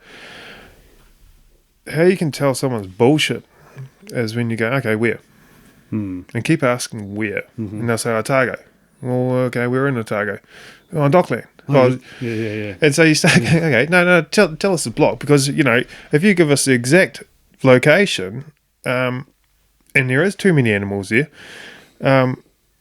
I'll tell a few people to go there, especially some newbie hunters, and they can go get their animals, because it's going to be good for the environment, it's going to be good for the animal numbers, it's going to be good for them, and you keep asking them, whereabouts? They get down, there was a few years ago. There's a few. Well, okay, it's not like that. It's not like Johnny down the pub told them. 2 years ago that there was heaps of deer in there, so now they just keep. And because now with the technology that we've got, people are, with the thermals, with the spotting scopes and the optics that we've got now, people are seeing more deer. I don't think there's more deer out there. I think people see more deer. And the populations are so easily controlled now via 1080 hunters. We all know a spot that's been overhunted and then it just gets decimated. Good spots don't stay good for long. There's a few of those around here. Yep. Because, once that knowledge goes out there, people do go there, and it does get population, declines. So everywhere populations increase, decrease, with it be from, Warrow. Choppers can go in there and wipe out an area just like that. Look, they did it in the venison recovery. We've seen it recently with the Peasers. Yep. Never used to be Warrow. It wasn't allowed. They did a thing, said, put your submissions in, thinking about opening up for Warrow. Guarantee there was not a single submission that said, yeah, do it. They were all against it. We're doing it anyway. There's probably 10% of the deer numbers that there used to be. Used to be a great spot. Now it's not even worth. Exactly. Don't even waste your time. Exactly. That's a prime example of what I'm talking about, of places that, So shit. and people probably, before it was opened up to, we need to control numbers in there, we need to control numbers in there. Why, when it can just get wiped out like that? Yep. There's many blocks in the Wanaka Raw system that don't even, if you get them, pass it up. Don't even waste your time, because it's not worth it. Yeah, and I've actually seen some really good YouTube videos of people saying that now. There was a real good one I can't remember the block name, but he videoed it. He goes, I'm just doing this video so people don't waste their time coming back in here. The sad thing is those fellas will fly down from Auckland and they'll exactly. Yep. That's where you need like the local intel. And the Wanaka Raw system in itself is quite hush-hush, because there is some good animals around here, but there's only a handful of blocks that hold them. Yep. The rest are desolate. Yeah. And it's because of things like wildlife. Yeah, There's just no control. They just go in and just shoot anything that moves. Yep. You know, it's fucking sad, man. So yeah, and to me personally, there isn't too many deer because you look back at those old photos or those old crackly video footage of like the venison days when there'll be hundreds of deer on the river flats. That's when there's too many deer. Okay, that is when they're coming out of the bush and they're feeding on the river flats during the day. You tell me where there's mobs of deer feeding on river flats in the day, like, and I mean to that proportion because they're starving out of the bush. There isn't, and a deer in the bush, wild deer aren't fenced in. So if they get hungry, they just move to another spot. They don't just sit there and keep eating a bush down to its dirt and going, shit, I'm hungry. They'll just keep moving. They'll move around and graze somewhere else. So, yeah, look, it's, yeah. I feel like it's forever going to be a fight between the likes of like Forest and Bird, who their ultimate vision is turn New Zealand back to how it was 300 years ago, from what I can tell. And they want to live in caves. And our industry who are like, hey, yeah, you're not going to get rid of these things. That's where I do think hunters need to be careful about what we do say and put online about saying that there's too many deer. We need to start controlling numbers.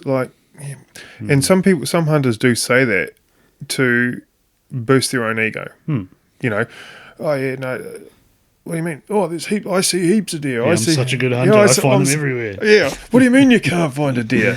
Like, yeah. Okay, well, hold on. Like, and I think that's kind of like the old fisherman saying, the one that got away is this big because it makes him feel like a bigger hunter. Where hunters go out there and say, oh yeah, I saw 50 deer. Yeah. How many was it? Come on. It's like, how many actually was it? And I think that's where, that competitive side, because you can't prove it, that they saw 50 deer, there's no photo, whereas, I think, how much ego is involved? I think there's a lot of it, and I'm not afraid to say it, mate. I've been hunting, and this year was a prime example, and it was a popular Otago dock block. I walked for a day and a half, didn't see a deer. There's a big difference between the old typing on the social media and actually putting in the miles and getting out there in these blocks and seeing it. And I think that's what disheartens a lot of new hunters when they just think, oh fuck, I'm seeing online that there's all these deer. There's deer everywhere. What do you mean? And then they go out there and bush bash through some shithole fucking gully that they went through, and they don't get in it. They start getting a little disheartened. Well, where are all these deer? And they start going, okay, they'll put it out there online. Hey guys, I've been 3 or 4 times, haven't shot a deer. Where's a good place to go? And then, what do you mean you're wanting people's bloody hot spots? Or, just walk anywhere on Dockland, fuck off. Like the guy, just point him in the right direction if you know that there's a few deer and just say, hey, look, mate, go pop your nose over there. So, that gatekeeper mentality is no good, man. Like you say, with what you're doing, obviously encouraging people to get into it. I'm the same. If like a young fella hits me up, I'm like, yeah, bro, go here, do this, done, whatever. Yep. That old school mentality of like, I'm all for, don't burn your spots because we all have our places we go. Totally. And you can tell these people that you're encouraging into the game, like, hey, here's a location, but sort of keep it on D-Lo. Yeah. Instead of like you say, jumping on there, being like, oh fuck, and giving them a hard time. It's like, man, we're trying to pass it down to these the next gen. Give them a spot that's well down on your list. Exactly. On your list of locations that that's why I'm an app. I've got maps on there that I sell for $1 for areas in and around Dunedin. $1 for $1. Of where I've been. Of where I've been and what animals I've seen where. And so once you purchase it in the store, it will get added to your profile, the Huntmate profile, and you can refer to it offline. There's an actual map of exactly where I've been and what animals I've seen, because a lot of the times I just go hunting now with just a phone. So my purpose in doing that is that those guys that don't have the time to go scout a new location, they can just go, right, let's have a look. And it's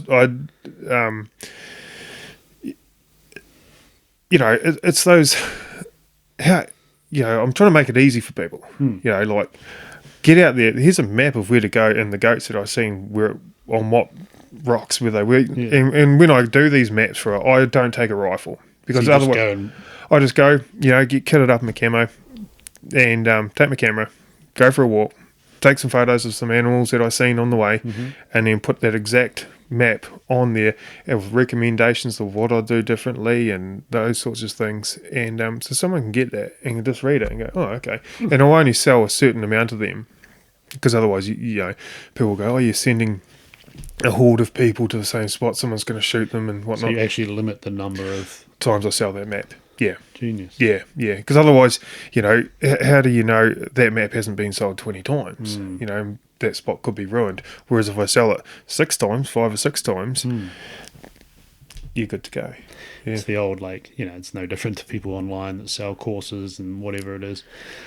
It's monetizing knowledge essentially. Exactly. I mean, dollars, whatever. Yeah, But yeah. in general, But- like I said, you're taking your experience of Yep. a lifetime of hunting and, Yep. and packaging it into this Yep. resource. And if you want to go shoot this goat here, the photo of a goat, you want to go shoot that goat, or have a chance of shooting that goat, Yeah. this is where I seen it. And people can just go, okay, sweet. Do I need to take? I have a gear list of what I took on that hunt and those sorts of things, so people can go, oh, okay, and I'll explain whether it be low, medium fitness level required, or and how long it took me. So that's how I'm trying to get more people out there doing it. Fuck, you can't make it any easier than that.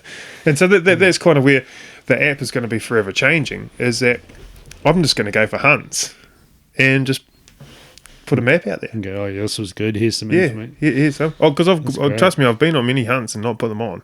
Like thinking, oh yeah, I need to put another map on the app, and went for a hunt and a spot, and it was dog shit. Oh fuck, I'm not worth it. Yeah, not worth putting that on there. Yeah, That's awesome. Yeah, I think, again, like you say, as much as there's gatekeeping in the hunting world, if we want the industry to get the credit, get the credibility that it needs to have, if we want things to change, we need, yeah, like you say, more people. As much, I know a lot of the North Island fellows who only have certain patches to hunt.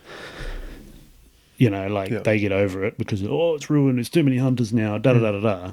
Whatever. It's like, we've got a whole bloody island down here. Come down here, yeah, like, exactly. we've got so much dockland. It's ridiculous. Tens of thousands of acres of dock land, mate, and you just look at the map and go, where should I go? So I get that And sentiment that they have Yeah. for crowded spots, but it's like, the majority of their population's up there.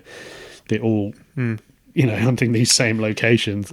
It's a different perspective, whereas down here it's not like that.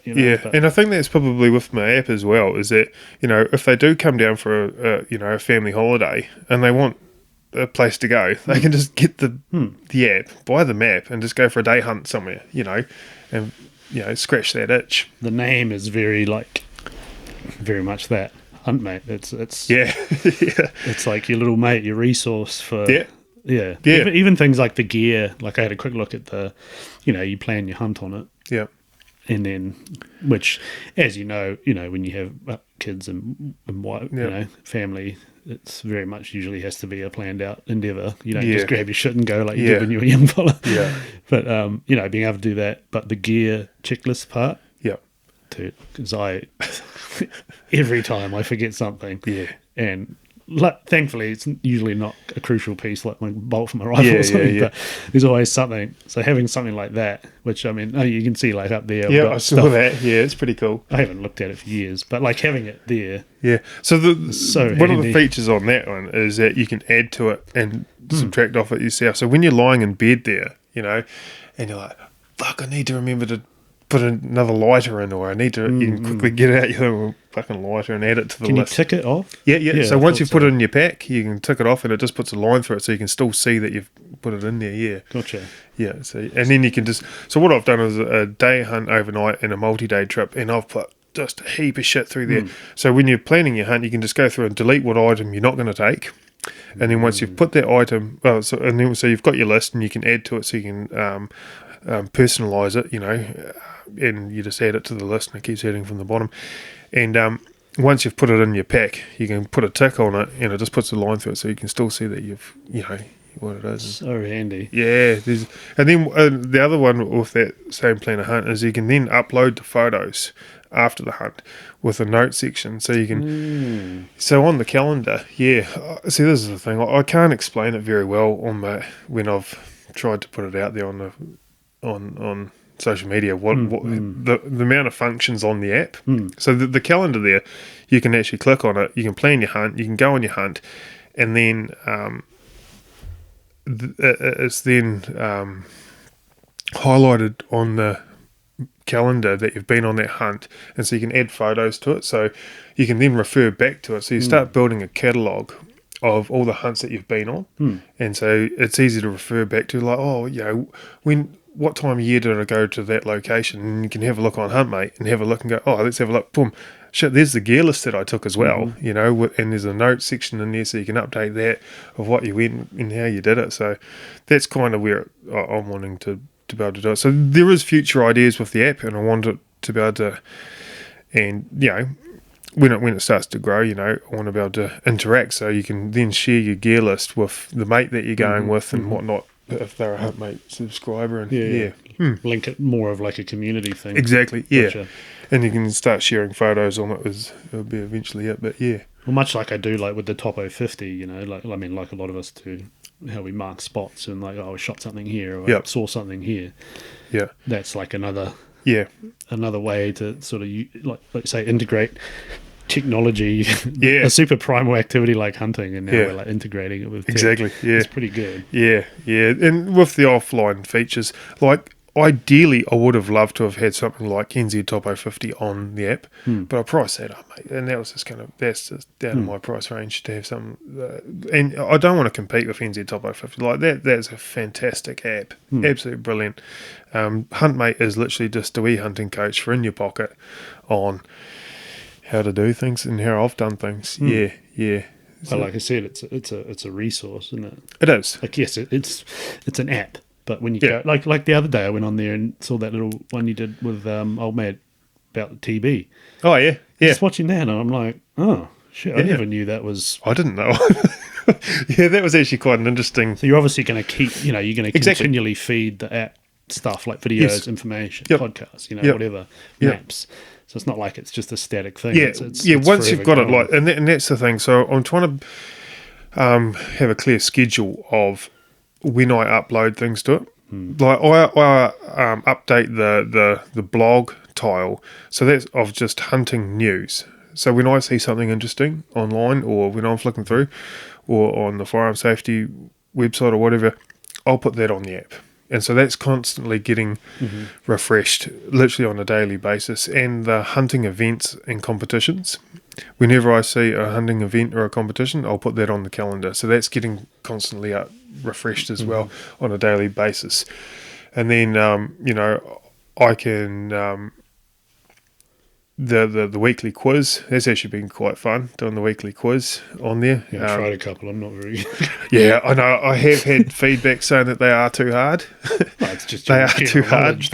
So I do need to make them... But hey, my purpose for that was that I want you to do the quiz and learn something from it. That's how you learn. I want you to learn something from it. So exactly. A lot of them are just questions that when I'm, researching them, I go, fuck, that's a good bit of information. I'll make that into a question. So that, there's the weekly, then I've got my podcasts on there. But I'm also constantly updating the hunting coach stuff on it as well, I saw that the other day, actually. I went on there and saw that you had added even things, which again goes back to like bringing new people in and them getting skills from it. It had like how to glass, how to... Yeah, on how I glass the hillside. Because naturally when you've been doing something long enough, you don't even think about any of that shit. Exactly. It's like me teaching people about photography now. I'm like, you don't realise how much knowledge you have until you start teaching others. Yeah. You see stuff like that and you're like, oh yeah, you forget that even how to glass a face is like a valuable skill. Exactly. It is, and on, in how I skim a face. So when I first get to a location, I'll skim it and just try and pick up any easy animal first, and then I'll break it down and methodically go back in the opposite direction from what you read, because your eyes naturally skim going left to right. Mm-hmm. You know, you learn that in the army, that if you're trying to focus on something and get as much detail out as possible, go from right to left, because it's the opposite way to what we read. Mm-hmm. And so you break a hillside down going from right to left, and your eyes will focus more, and then you start getting the endorphins when you do pick up an animal. And so your brain then starts to want to find animals for you, and that's why we start getting excited when you see a brown coloured rock.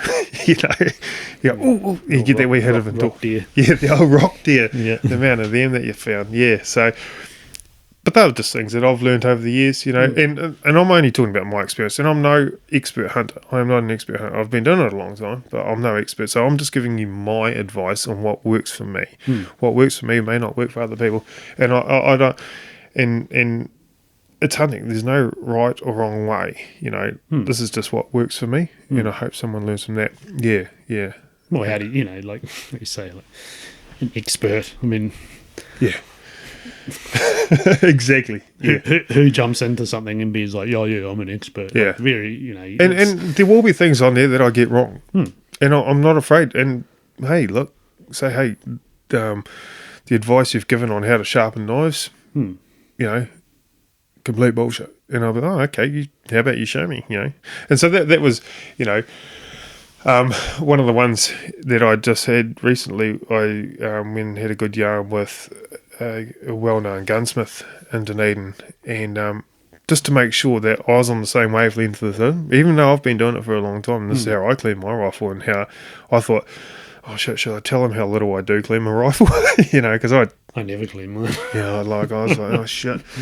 And he's like, no, hey, look, it's obviously working. Yeah. You know.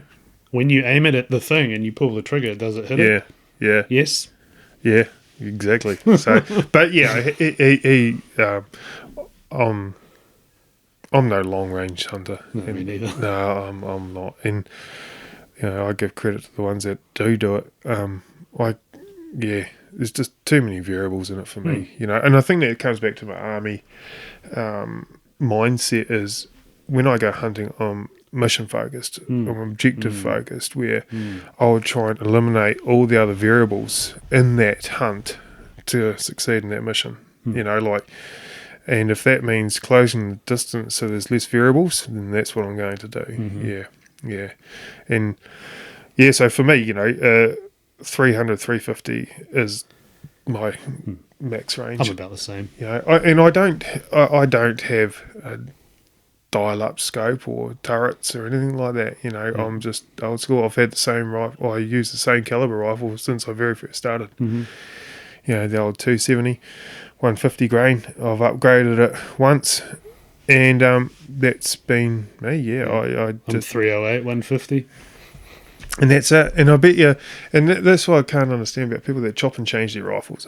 Like, I use the same rifle from bull tar hunting to hunting fallow deer, bush stalking fallow deer in the blueies.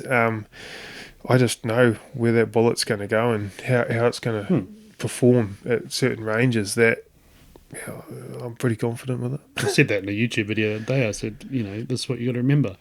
The more time you spend on that rifle, whether it's at the range or whatever, the better, you know, like, because you, like you say, you learn the I can't even say the characteristics word, of how it shoots.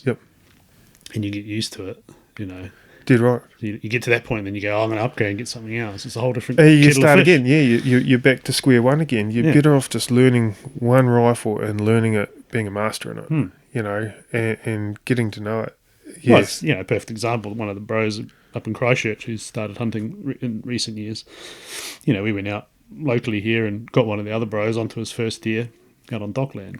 He's got a 270 Tika.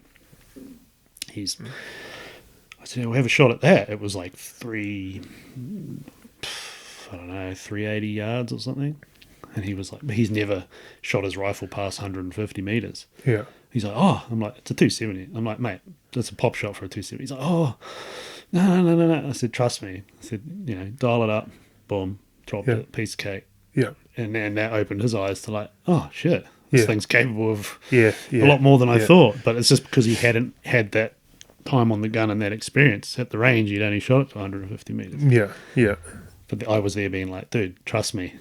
That's easy. Yeah. And old mate nailed it. boom, deer down. Fantastic. Now he's like, shit, now I'm confident to shoot this thing out further. Yep. So, yeah, it's... I'm the same, just whatever. Just a bash Yeah. about old rifle that does yeah, the job. Yeah, and it's a tool. My rifle's a tool. Exactly. And I don't hunt just so I can say how long a range I've shot, if you know what I mean? Like, But then everyone's got a different style. exactly, and I'm not bagging it by any stretch. See, what's his name? Old Roger up north. Oh, And he's an crikey. ex-army fella. Yeah. I watch yeah. his videos and I'm like, Yeah, that guy's dialed this in. is a whole different style of hunting to Yeah. what we do down here. Yeah. But I can see the attraction in it, what he does. He goes, oh, yeah, 700 meters, whatever. Yeah. He's like, Yeah. yeah. Talks about it like it's nothing. I'm like, Yeah, holy, yeah, that guy's dialed in, isn't he? That's God. next His whole level. process, He's got a process that he follows. probably comes back to that army stuff Yeah, too. yep, 'Cause, dead like, He right. says that in his videos too. He's very, Yeah, you Yeah. know, regimented in the way he does things. for sure. Yeah. No, I do like watching his videos. He's very good at it. Yeah, Completely different style though. exactly. Get up to a point, sit, wait, Yep. long range. Yeah. More, we'll be more like spot and stalk style. And like you say, getting close, and that's Yeah. the joy of hunting. It is. There's so many different ways to do it. And enjoy it. Yeah. You know, Yeah. the bow hunters, it's a whole different Yep. ball game. Exactly. Yeah. I mean, they're suckers for punishment. But like I let's be said, honest. I think it's all that. It's ingrained in us. I think hunting is ingrained in us, and it's 100%. whatever aspect that is available to you. Mm-hmm. As I think that you should explore and get out there and do. And probably the biggest thing that I've found for hunters that have come to the workshop, and they all, pretty much say, I just need, especially at the end of the session, they'll say, just need to get out more and do it. Yeah, you do. You need to prioritise it.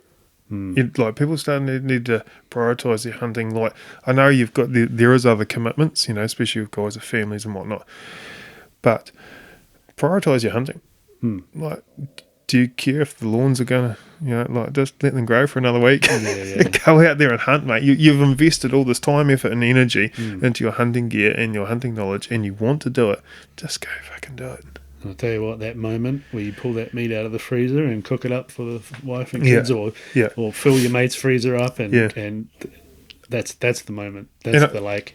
Yeah, and I think that's where having a supportive partner that understands that, like, because I'm very lucky. My wife, she enjoys hunting as well, so she gets it. She understands it, and I'm very lucky if she understands when I say, I'm pretty keen to go for a hunt. Oh, yeah, when are you going? Is the question. Not, well, you've got to paint this first, or replace the skirting boards there. I'd be. All that's going to do is just make me want to go more. Whereas, If you can find a partner that realises the benefit of what it does up here, yeah, mentally, and the reward that potentially comes, which is meat in the freezer, and exactly, yeah, it's key. yeah, exactly, yeah. That's where I think it comes down to planning a hunt is very important. So don't just spring it on your wife that you want to go for a hunt. I want to go for a hunt with the boys tomorrow. Yeah. How's that going to go down? Yeah. How's that going to go down?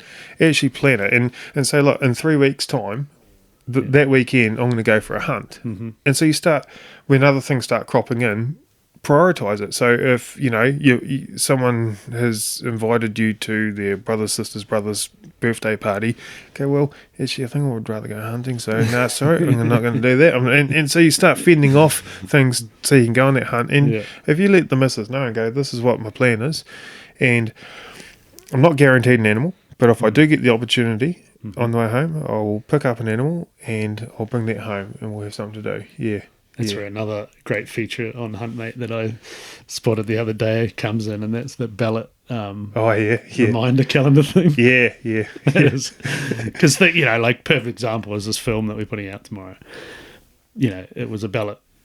We got a good ballot block, and I was like, shit, this is a once-in-a-lifetime hunt. Yeah. Hence why we made a film out of it. Yeah. Anyway, having that ticket when you have, like you say, like a missus or whatever, and you're like, hey, this is an opportunity. I've got this block for this amount of time. And I saw that on the thing, because I always forget. I always miss the ballot thing. So I went on the hunt, and I was just like, yep, remind me of all the local ones that I want to go in. Yeah. Because that's like, even if you go, like some of these fellas that I know up north, they go hunting once a year during the raw.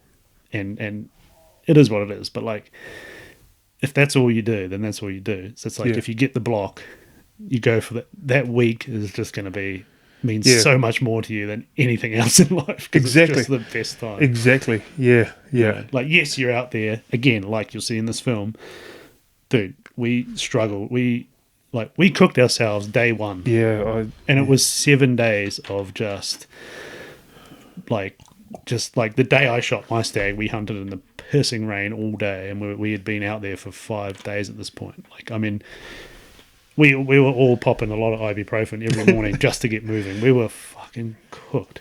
Was that the one on the podcast that you did with those couple of other fellas in the hut? Was it that trip? Yeah, so we did that podcast on the last night of that hunt, which is the hunt is the Murphy's Law film. Yeah, cool. And, you know, like, because we prioritized that hunt when I got that block. I was like, this is what we're doing, you know, like, we flew in there, and it was the bit. We still haven't stopped talking about it. And it was at the end of March, you know. It was just the most. All you're doing, you're just out there struggling and looking through binos. Yeah. But that's what it's about, and that's what we love, you know. Like, and that's where that ballot thing comes in, you know. Because if you get one of these blocks, you're like, well, I've got to go. I'm not going to waste it. You might see shit. You might not see shit, or you might get the animal of a lifetime. Yeah, exactly. That's where hunting is so good for us. You know, that it's an experience that we're going to remember for the rest of your life. 100%. You know, and, you know, I'm very lucky that I get to go hunting a lot. You know, like, I hunt a lot, but it doesn't diminish that feeling and excitement of hunting for me. If anything, it builds more, and I get more and more and more addicted to it, and I just want to go more. The more I hunt, the more I want to go hunting. It's almost like the passion just gets elevated over time. Yeah, I hear. And it doesn't. Yeah, and you appreciate it more. I do. The older you get, the more you do it. It's just like same with fly fishing. I just appreciate being out there. Yep. You know, the fish is a bonus. It's kind of like hunting too, but you know, I think those moments when you have a bit of a different grasp on life and what, you know, this whole thing is. Those moments sitting up on the hill glassing and shit, you know, like you just appreciate it a lot more, I think. I think so. The longer you do it and the older you get. But I don't know. And that's where I think, you know, if we didn't have those animals, I know for a fact, for me personally, if there wasn't animals in certain locations, I wouldn't have gone there. It's what attracts me to some of these spots where I go hunting. It will take me to these spots that I wouldn't have otherwise seen. I would have gone, no way am I walking up there. Yeah. You know, whereas, hold on, it could be a good shimmy buck up there. Yeah. Or along that range, I'm going. You saw one go over the ridge. Yep. Going up. Yep. And I think that's where the forefathers, they thought about, you know, if we put these animals out there, it's going to attract those people into these locations for, you know, to go hunting. So, yeah, their foresight was amazing. Yeah. Do you think the moose is still in Fiordland? Big question. That is a big question. As much as I want it to be, I want to believe. I want to, but I think with those recent tourist ones, they were probably a bit far from the location of the actual. Man, I'd love it to be. Man, I'd love it. Until someone gets a crystal clear photo or shoots one. Would you shoot it? Some bloody hooligan probably would. I wouldn't personally. Yeah, no, I couldn't. Yeah. Yeah, I saw in the NZ Hunter mag, they did an article on that sighting, the recent ones, the Canadian people. Oh, yeah? I want to believe. Was it compelling? Don't know. Yeah. My thought with any of that stuff is always like, and I get it with the young fella Ben that spotted the one out of the heli a while years back. Yeah. You know, he's in a helicopter. How do you not whip your phone out? And I get their justification was they didn't even realise moose were in New Zealand, but still, it's like, yeah, I don't know. Yeah. That sounded pretty credible, that one too.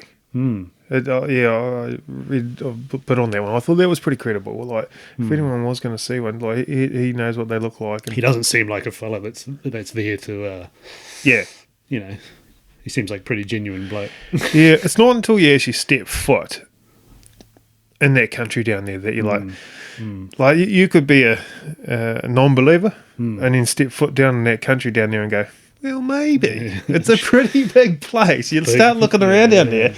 You think, well, there could be a slight possibility, but then there could also be hobbits down there, so who knows, Big and thick. Yeah. My uncle actually just texted me yesterday saying, we're going to chuck in for Fjordler next year. You want to be on the party? So I just wrote back, definitely. Oh, good on you. Yeah. So, yeah, we'll see. He's what would he be? Mid-60s or older? Oh, right. He's been a hunter his whole life, but he's obviously, it's something on his list. So I'm like, yeah, mate, get it in there. Cool. Let's do it. Yeah. It'll be great. They're Auckland based, but they do all sorts of hunting trips and stuff. But yeah, it's like, yeah, mate, I'd love to do that with you. That would be amazing. Yeah. And again, it's another type of hunting. The wapiti, down there. Fuck, aren't we fortunate to have that? Fingers crossed that this build passes, eh? Yeah. It's good to have someone in the corner. Just with all the shit that's happened with all that over the years, it'd be good to just get it, basically protected for the future. Yeah. And it's a step in the right direction for everything else. Yeah. But that's where I think we need more people hunting,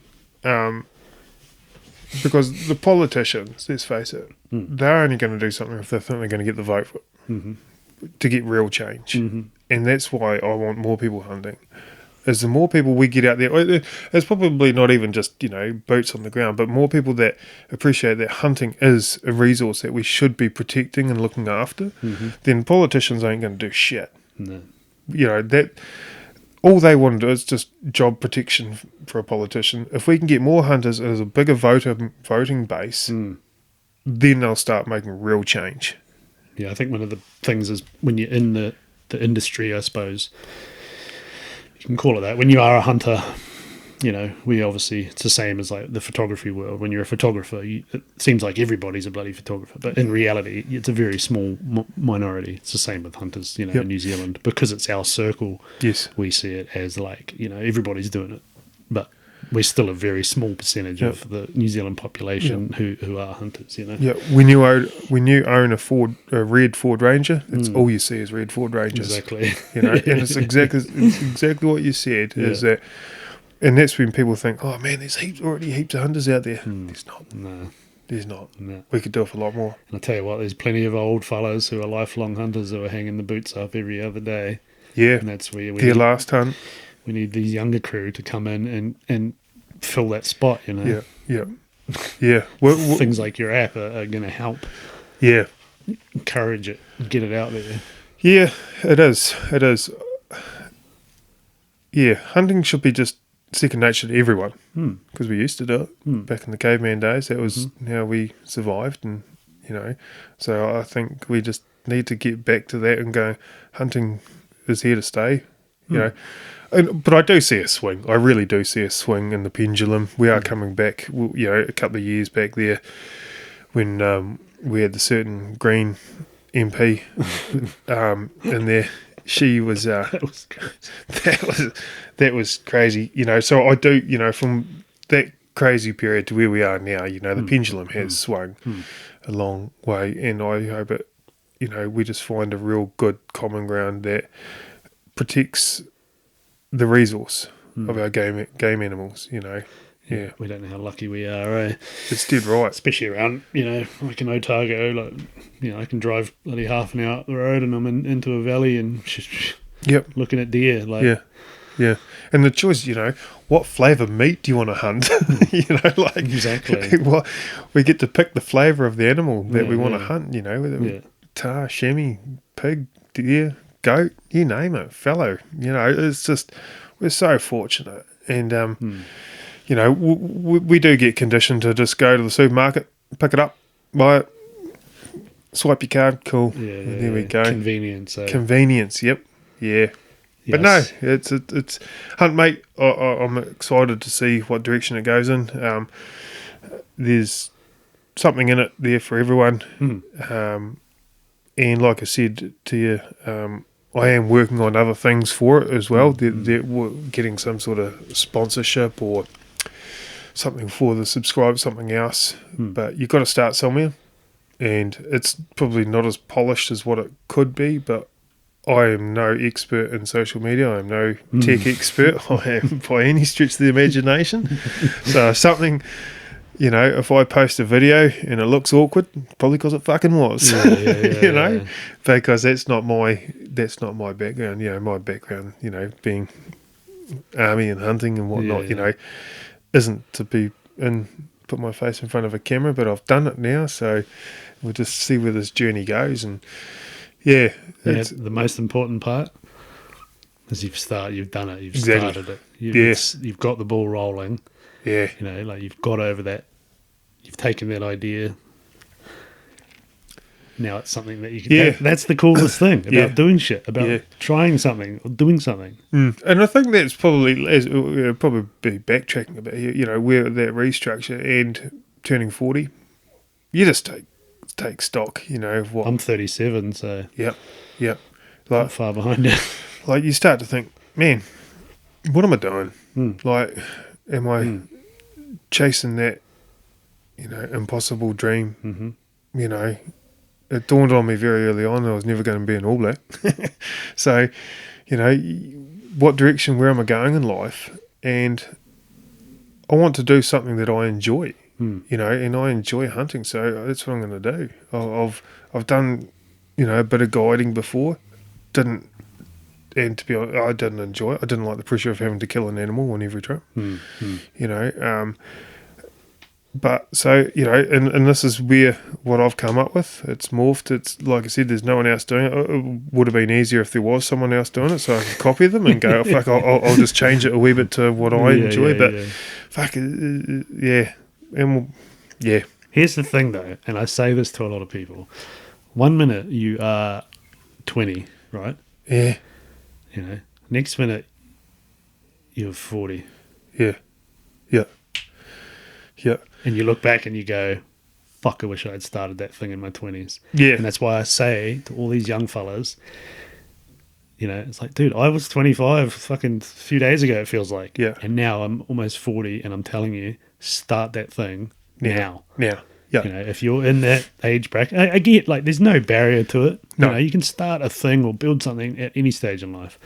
But time doesn't stop. Time doesn't fucking stop. Yeah. And if you've got an idea at a certain stage in life, whether it's like, in your 20s or whatever, it's like, just get it going. That's what I mean. Like play the long game. That race, that getting made redundant was I looked at the silver lining in that, because I'm definitely a half full kind of glass half full kind of guy where I'll look at things happen for a reason, and I'm a firm believer in that. And I think that was the universe's way of saying, Tristan, you should have done it by now. We're going to force you to do it. Yeah. And so they've forced me to do it. And I definitely don't feel 40. No, Not at all. No, I don't feel 40. Me and the missus were just talking about this morning. Yeah. She's a little bit older than me. Yeah, I don't. And I think you're only as old as what you feel like. Yeah. As we said, time doesn't stop, so that's still ticking away in the background. But me and my body, in my mind, I don't feel 40. Sometimes I think, crikey, when I look at my oldest boy and look how, he's nearly 8, he's playing for the Potato Boys first 15, and I just love watching that, man. And I look at him, I think, fuck, I remember when you were born, kid. Yeah. And you probably remember and go, shit, didn't feel like long ago I was that age. Yeah. It's crazy, doing those silly things and, growing up, and then you think, I don't even feel old enough I should be his old man, and that's the journey of life. When he calls me dad, I think, oh, fuck, is that me? Shucking, I've got to be responsible. I've got to give that kid a responsible answer. I can't just fucking rattle some shit off my tongue. And That's the hard part, though, is like when I guess, like you're saying earlier, that lived experience of life, you get to a point where you feel comfortable talking to the younger generations and passing that wisdom down. Yeah. When you're in that at that age, you're just like a lost puppy. Yep. But once you live it, you kind of gain that confidence to be like, hey, trust me on this. I've fucking been there. Yeah. Do this or don't do this. Yeah. Like, And yeah. You and like you said, certain events in your life do make you reassess. My friend had a pretty bad tragedy in his life last year, and that was just completely out of the blue, an accident. And, it really made me go, fuck, life is so precious, so fragile, can be taken away from you just like that, bang. You know, and here we are worrying about fucking what t-shirt to wear or something stupid like that. Who gives a fuck? Get out there, live your life. Don't be a dick, but you know, live your life. Yeah. I've always, and this comes from my childhood, you know, like my mum and stuff teaching me just how to think differently and stuff, and like I always leant into the universe's path, like you said. I feel like I'm not woo woo, I'm not religious, I'm not like, I'm spiritual in a sense, but not super spiritual to where it's my whole bloody identity. But you know, like I've always trusted that if I do good in life, you know, if I do the right thing, like have good morals, help other people, do all the right things that human beings should do, the universe will naturally guide me on my path to where I need to be. I think that's karma. And when karma. But from what I've learnt in life is karma plays the long game. Yep. You know, 100%. karma doesn't reward you or do whatever it is the next day. It's a long path, and then obviously like going through losing mum and that sort of the turning point made me lean into that shit even more. Yeah. And I was like, even more now, this is my process, and I'm just going to roll with it and see what happens. Yeah. I'm a firm believer in karma, right? Like, to the point where I think a big part of karma is integrity. You know, doing right when no one else is around. You know, you doing the right thing. So that means, as a hunter, don't bury your rubbish just under the rock beside you and put a wee rock over it and think, oh, you sweet, no one saw that. No one's going to know. Sorry. The universe saw you do that, and you're going to have bad hunting luck. And that's how I play things in my mind. Like, if you shoot a dock sign, so you're going to get some real bad hunting luck coming your way. If you wound an animal and don't follow it up and do the absolute best in your heart trying to find that wounded animal, so you're going to have bad hunting karma. You know, if you just take the easy option and bury your tuna can just under the rock behind you, you know, bury that. You're fuck. You're going to have some bad hunting karma, whether it be you roll your ankle in the stream or you're not going to shoot that big stag or something like that. Something bad's coming your way. So I am a firm believer in that, of doing the right thing when no one's watching, because the universe is, you know. And so, you know, that to me is where I try and live my life, is I will do the right thing, and hopefully, you know, I'll benefit from that further down the track. And you know, I think I'm benefiting from it right now. You know, I have my health, you know, where a lot of people my age, you know, don't quite have the health. I have the opportunities to go hunting, where a lot of people don't. You know, I'm not saying that they did some bad karma, but, you know... you can carry that ethos to any genre of life. Though. Exactly.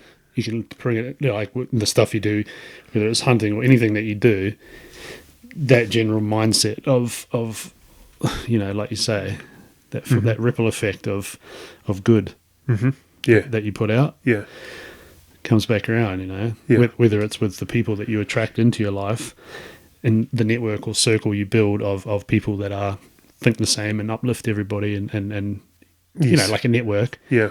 Just like, as we all know, when we're young and we hang out with the wrong people, you go down the opposite path. Yeah, definitely. Yep. If you hang out with 5 drunks, you're going to be the 6th drunk. You know, and you know.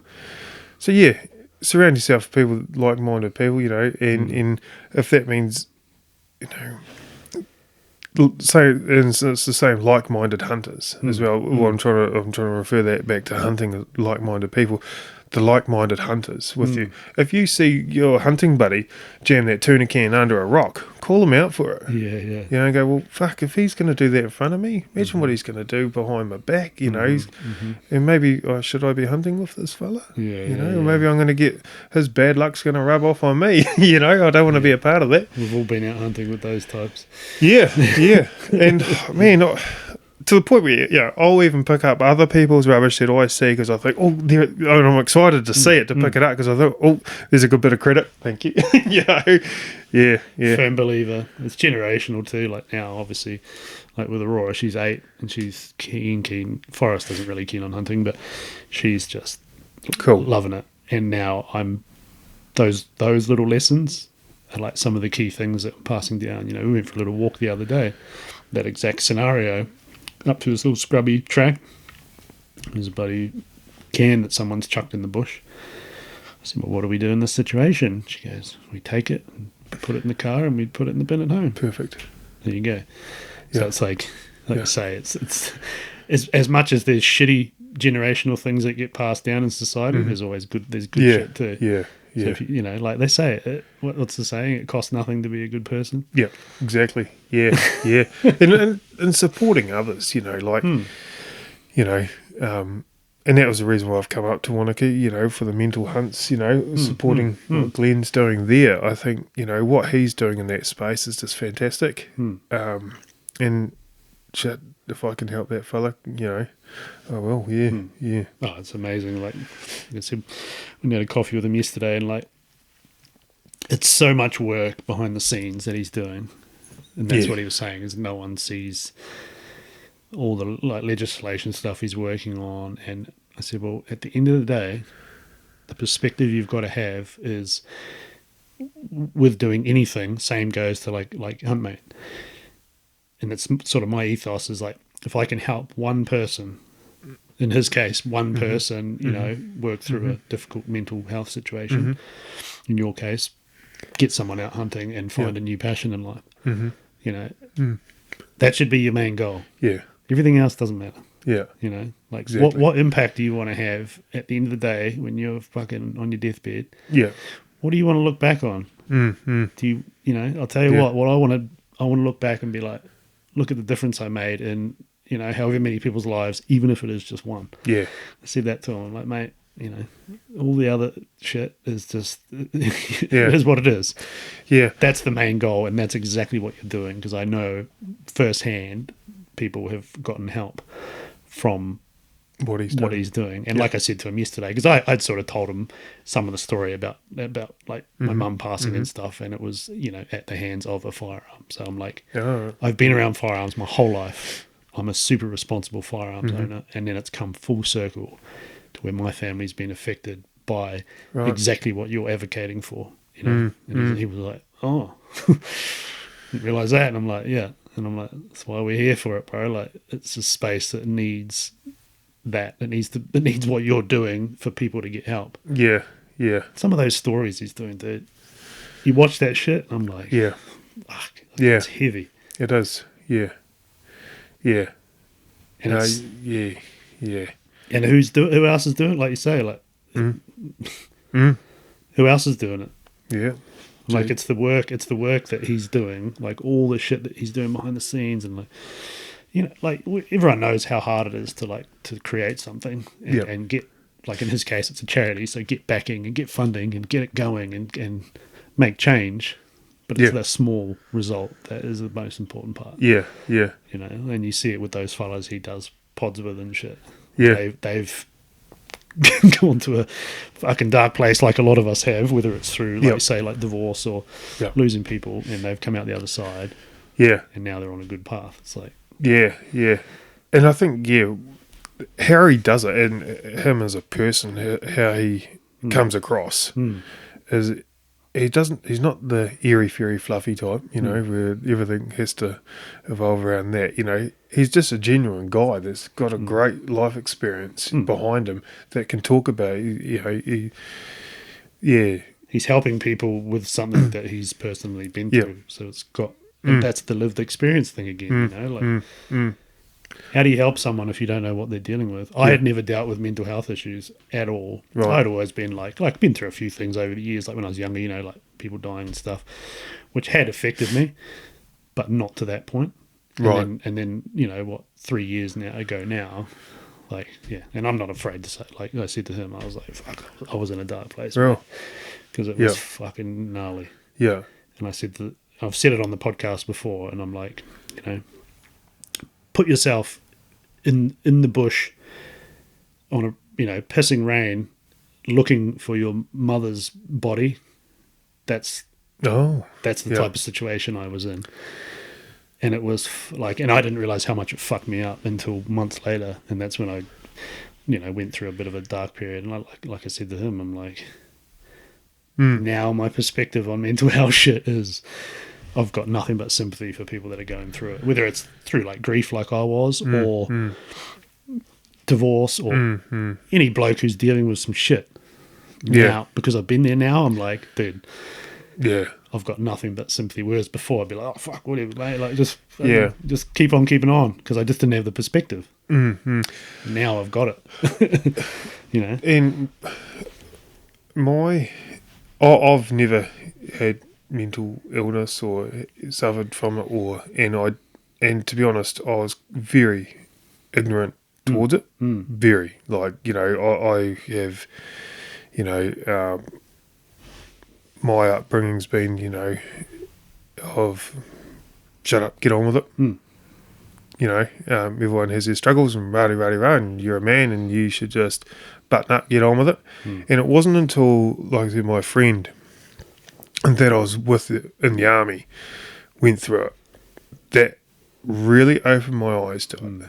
Because, you know, he was such a strong guy, and to see how that affected him, I was like, holy fuck. If it can affect that guy, holy shit. And that guy is a lot stronger, you know, mentally than I'll ever be. And if it's affected him, holy fuck. You know, like, and so that's kind of definitely where and then he did the podcast with Glenn, and that's how I kind of thought, fuck, that guy's doing God's work. You know, because if it can affect my mate like it did, then... Who was it? Greg. My friend, Oh, yeah, Greg. yeah. I remember his episode, Yeah, and, you know, to see how it affected such a strong, you know, willed guy, I was just like... And, you know, I thought, fuck, that could happen to me. Greg's a lot stronger than I'll ever be. You know, he's a mentally tough fella, and I thought, fuck. And so, yeah, no, and then when I saw that, I thought, shit. And now Greg, you know, he is out there, and he's a stronger fella for it. But I thought, fucking being able to speak on that podcast with Glenn, I thought, fuck, mate, take my hat off to you. Yeah, and grief is it's a no matter what people say, it's a mental health journey. Yeah, it will fuck you up. And in the moment, like I said, like I was like that, you know, fuck, get on with it. Yeah. Months later, when you realize like what actually has just happened and the loss that you've experienced, and eventually, because I was the same, you know, back home, because it was up in Northland where I grew up. Yeah, back into it, you know, working, all good, whatever, move on. Months later, just the world just caves in on you. And like like I said, like I found out firsthand what it's like to be fucking not right. Yeah, right. And like, again, I've always been mentally strong, and I found my ways to work through it.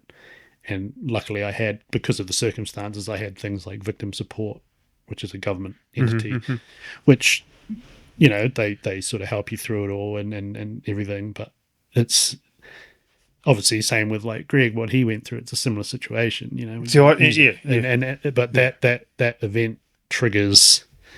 It's hard to like think what it is. It's just like I don't know. I guess the grief journey it's one that has to happen over a long period of time. But when you're in it, you get so dark. Like I got to the point where, and this is again now that I know in hindsight, this is part of a grief process. Is I wanted to give up everything. You know, like my mum always supported me in everything I did, and you know, like whether it's hunting, anything, and I was like, I'm done. Like I was at the point where I was like, I don't want to, you know, give up all the photography shit I do, hunting, everything. Wow. But then now, like I said, in hindsight, working through it, I realized that's part of the grief journey, is it does make you do that. It makes you think that way. But then luckily I was sort of strong enough to get through it and be like, no, actually, like this is the shit that is going to heal me. And it wasn't until I got back out hunting and exercising and doing the things I'm passionate about, that's actually what helped me like get through it. Right. But there was a moment where I was like, I'm fucking done with everything. Wow. I give up, you know, like, and that's the journey. Like that's what you go through. It's fucking rough. But like I said, now having gone through it, I'm like, man, if I can help anybody navigate that, that's what we need, you know. And like you say, things like mental hunts, where it's working within our little community of hunters and firearms owners, which generally are rural people who have sort of a Yeah. not an open way of thinking or talking, or it's a very, generally closed-in community. That's where I'm like, dude, the work is what he's doing with that. It's just so fucking important. Yeah. You know. Well, it definitely made me aware of it, of mental health issues. Like I said, I was fucking ostrich head in the sand. I didn't know, but it wasn't until I actually seen someone go through that journey, that grief process, that I was like, holy fuck, I didn't know anything about it. I'll tell you the biggest thing I learned about going through all that is how, you think in life, you're like, I'm in control. The biggest thing I learned, I think, from all that process was how much I don't have control of, how much we don't have control of the thing in here, this thinking machine, our brain. And when it goes haywire, you're just like, what is going on? Yeah. Because at the moment, that's what I was like. I was just like, what? That's scary. I was like, what the fuck is wrong with me? Like, I couldn't get out of bed. Like, I'm like, what? And you can't figure it out. It's just everything. I don't know. It's hard to explain, but it's almost like I felt out of control of my own thoughts and my thinking, because it's just gone. And the victim support people, they summed it up perfectly. The lady that I can't remember her name, she was awesome, but she said basically when you go through a traumatic event, like a really traumatic one, it actually creates a chemical imbalance in your body, and that's why things like getting your your vitamins and everything right in your body are part of healing through mental health shit. Right. Because what actually happens is it throws off the chemical balance in your brain. Mm-hmm. Again, it's all in hindsight that I found out after the fact. Yeah, right. After dealing with it. And I was like, man, that's so true. Because when I started to dial in nutrition again and get back on good supplements that help fuel the healing process, it started to come right. Yeah. But in the moment, I was just felt like, I can't even explain it. Isn't it imagine how compounding that would be if you lost your firearms license? Yeah, exactly. And the other thing that I found out over that process, and I talked to Glenn about this because I put up a big post. I was like, fuck this. I'm going to be an advocate for this shit. Mm-hmm. I don't want anybody to deal with this. And I put a post on Instagram that basically very much detailed what I was dealing with. And I literally had people messaging me being like, dude, take that down. You're going to get your fucking firearms taken off you if someone whatever sees it, And I was like, I was personally at a point where I was like, couldn't care less, mate. Fucking take them. I don't care, because I was in a dark place at the time. So I was like, no, it's still up there. I'm like, whatever. And obviously, I worked through all those issues, but I said to him, I literally have dealt with this exact scenario because I had people saying, don't put this shit out there. You're going to get fucking they're going to come around and take your shit or take your firearms license or whatever, And I think that's where other hunters, that haven't had to go through that process, that journey of mental health issues, should be supporting this mental hunts thing more than ever, because you never know if you're going to need it. And when it does, you never know. So we might as well support it and get in behind it as much as we possibly can, and have that there, because it may not be you that needs it. It might be like me, my best mate, or a friend or someone else that is going to need that help. And imagine what it would do to them if they were going through a rough time and then they lost their firearms license. What sort of place that would be? No amount of counselling or consoling will be able to get them back to that place. So, and that could be that one thing that heals you, getting it back out there and doing the thing you love. You can't do it. Yeah, exactly. Otherwise, it's just going to be another compounding issue for them. Oh, now, what's wrong? Oh, today I fucking lost my firearms license. They've come and cleared out my gun cabinet. Oh, fuck. The last thing you fucking need. Whereas, what Glenn's advocating for, being able to, be open and honest about it and not have to be concerned of having that hanging over you. I think it's fantastic. And so, I encourage any hunters out there just to get in behind it and support this and grow it. Grow mental hunts, because you never know who you or someone else around you might rely on that one day. I'll tell you what, one day cruising along, life's all honky-dory. This is what happened with me. fuck yeah, life's good. You know, I generally wake up, I'm like, fuck, how good's this? And then, you know, someone Out of the blue. takes a rifle and takes your mum's life. Wow. And you're like, this shit happens in movies. This doesn't happen to me. Yeah. And it fucking happens. And, you know, like, and that was my way of thinking. You know, I was on a plane north being like, what the fuck Yeah. is going on? Yeah. This shit doesn't happen in real life. Yeah. It does. Wow. And you've got to deal with it. And it's fucking rough.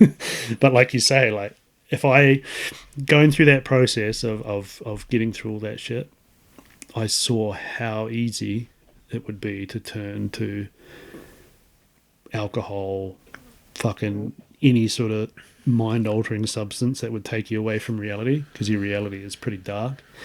And yeah, I could imagine, like you say, if you're dealing with that shit and then old mate shows up, hey mate, Yeah.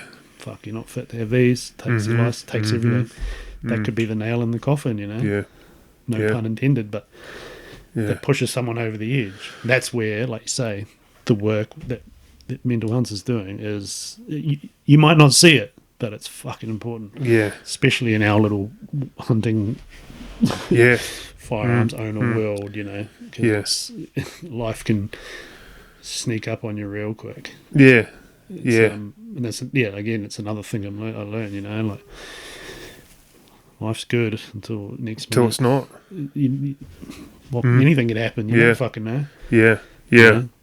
It's a you know, it's a great thing, but it can be fucking fragile too.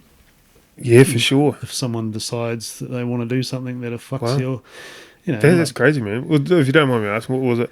Someone that your mum knew, or it was her partner. Oh, real? And you know what? The most fucked up part?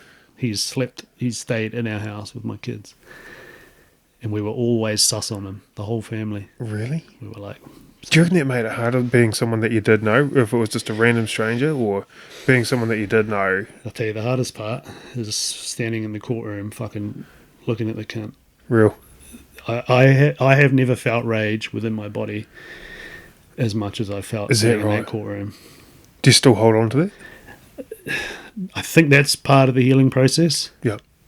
You'll never forgive, but you'll never forget. Yeah. It's like, you know, my sister said, and she'll be down next month, so we'll probably do a pod I'll do one with her and we'll sort of talk through it. But it's so hard because, like I read in my court thing, you know, like whatever it's called, your victim statement, you know, I said this guy has done damage to our family that's going to last generations, you know, like that's how fucking bad what he did is. The fact that my kids had to be there and deal, you know, like it's fucked, like it's generational. Yeah. But then on the other side of things, you can't let that grudge like consume you. Yeah. I had my moment in court, you know, getting to get my eyes on this fella and think about what I would do to him if I had the chance. But then at the same time, I'm like, that's not me anymore, you know, like, I don't know. I don't think anything good comes from harboring, you know, hate or violence, or because I'm not that type of person. You know, like I might have been when I was young, but these days I'm super chill. So yeah, like my sister said it. She said the same thing. She said it's weird because you've never wished hate on someone so much, yet at the same time you kind of, you know, like you don't forgive them because everyone makes mistakes, but you don't know. Was there contributing factors to that, like? And I don't know your situation, because it was someone close and it was someone that you had put in trust with that potentially just so like this much. fellow was at our wedding, mine and Nikki's wedding, just over the road here. That's that. So it was close to home, but it was.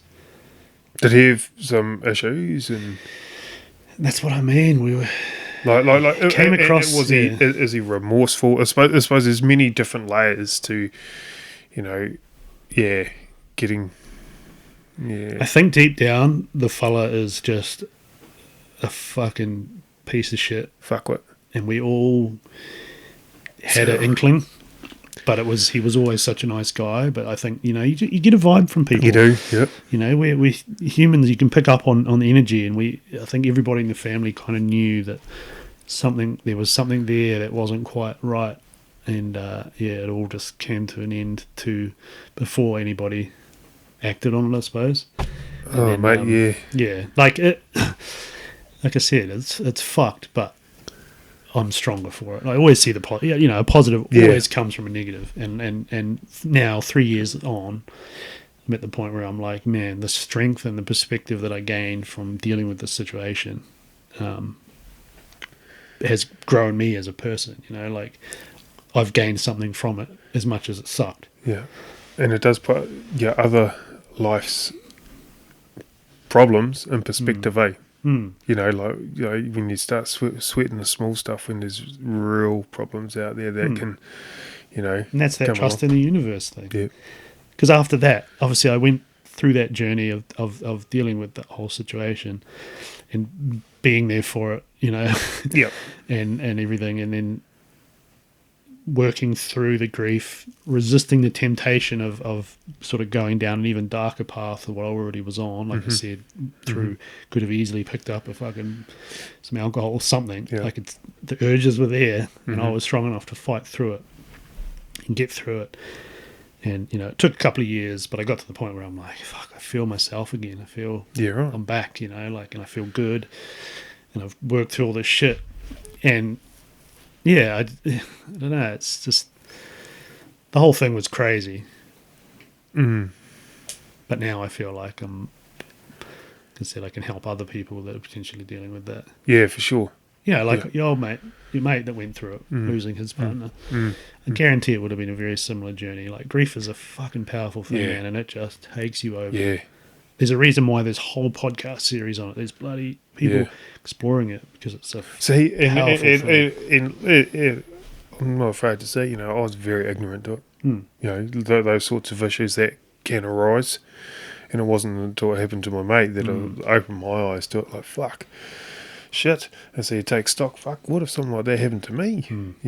And so it's definitely out there. And that's what I mean, like, don't start helping something like mental hunts until, because you need to. Do it well before, the fact. And, like, I think the hunting community, come on, I think we can all agree that if this isn't a good cause, I don't know what is. Like, yeah, like I said, you just got to. People might not see value in things until they do, until Exactly. they deal with something. But that's the other part too, is and you'll see it in this film we're releasing. It's just us fucking up in the hills. We're just bantering. Like, that's what it's about. It's like your mates. Like, when you see your mate who's just had a fucking life event, don't be all bloody like, oh, you'll be right, mate. Because I get that thinking, but it's pretty old school these days. Instead, you've got to do the opposite. Fucking be there for them. Like, never mind all that, blokey ego shit. Like, you've got to realise if someone's going through this shit, and if you don't step up and be like, dude, let me fucking help you, that mate might be gone tomorrow, as we've seen through some of the mental hunt stuff. Yeah. Dude, and that's where hunting is so important for us guys. Like, it's massive, as you're just alluding to there about, going hunting with a couple of other mates. And I listened to your podcast and it's sitting on the heart. Fuck, how good did that sound, man? Oh. Just going through your hunt. And that's what hunting's about. Like, I love solo hunting. I do. But I also love just going with my mates, and catching up with a hunting mate, of mine.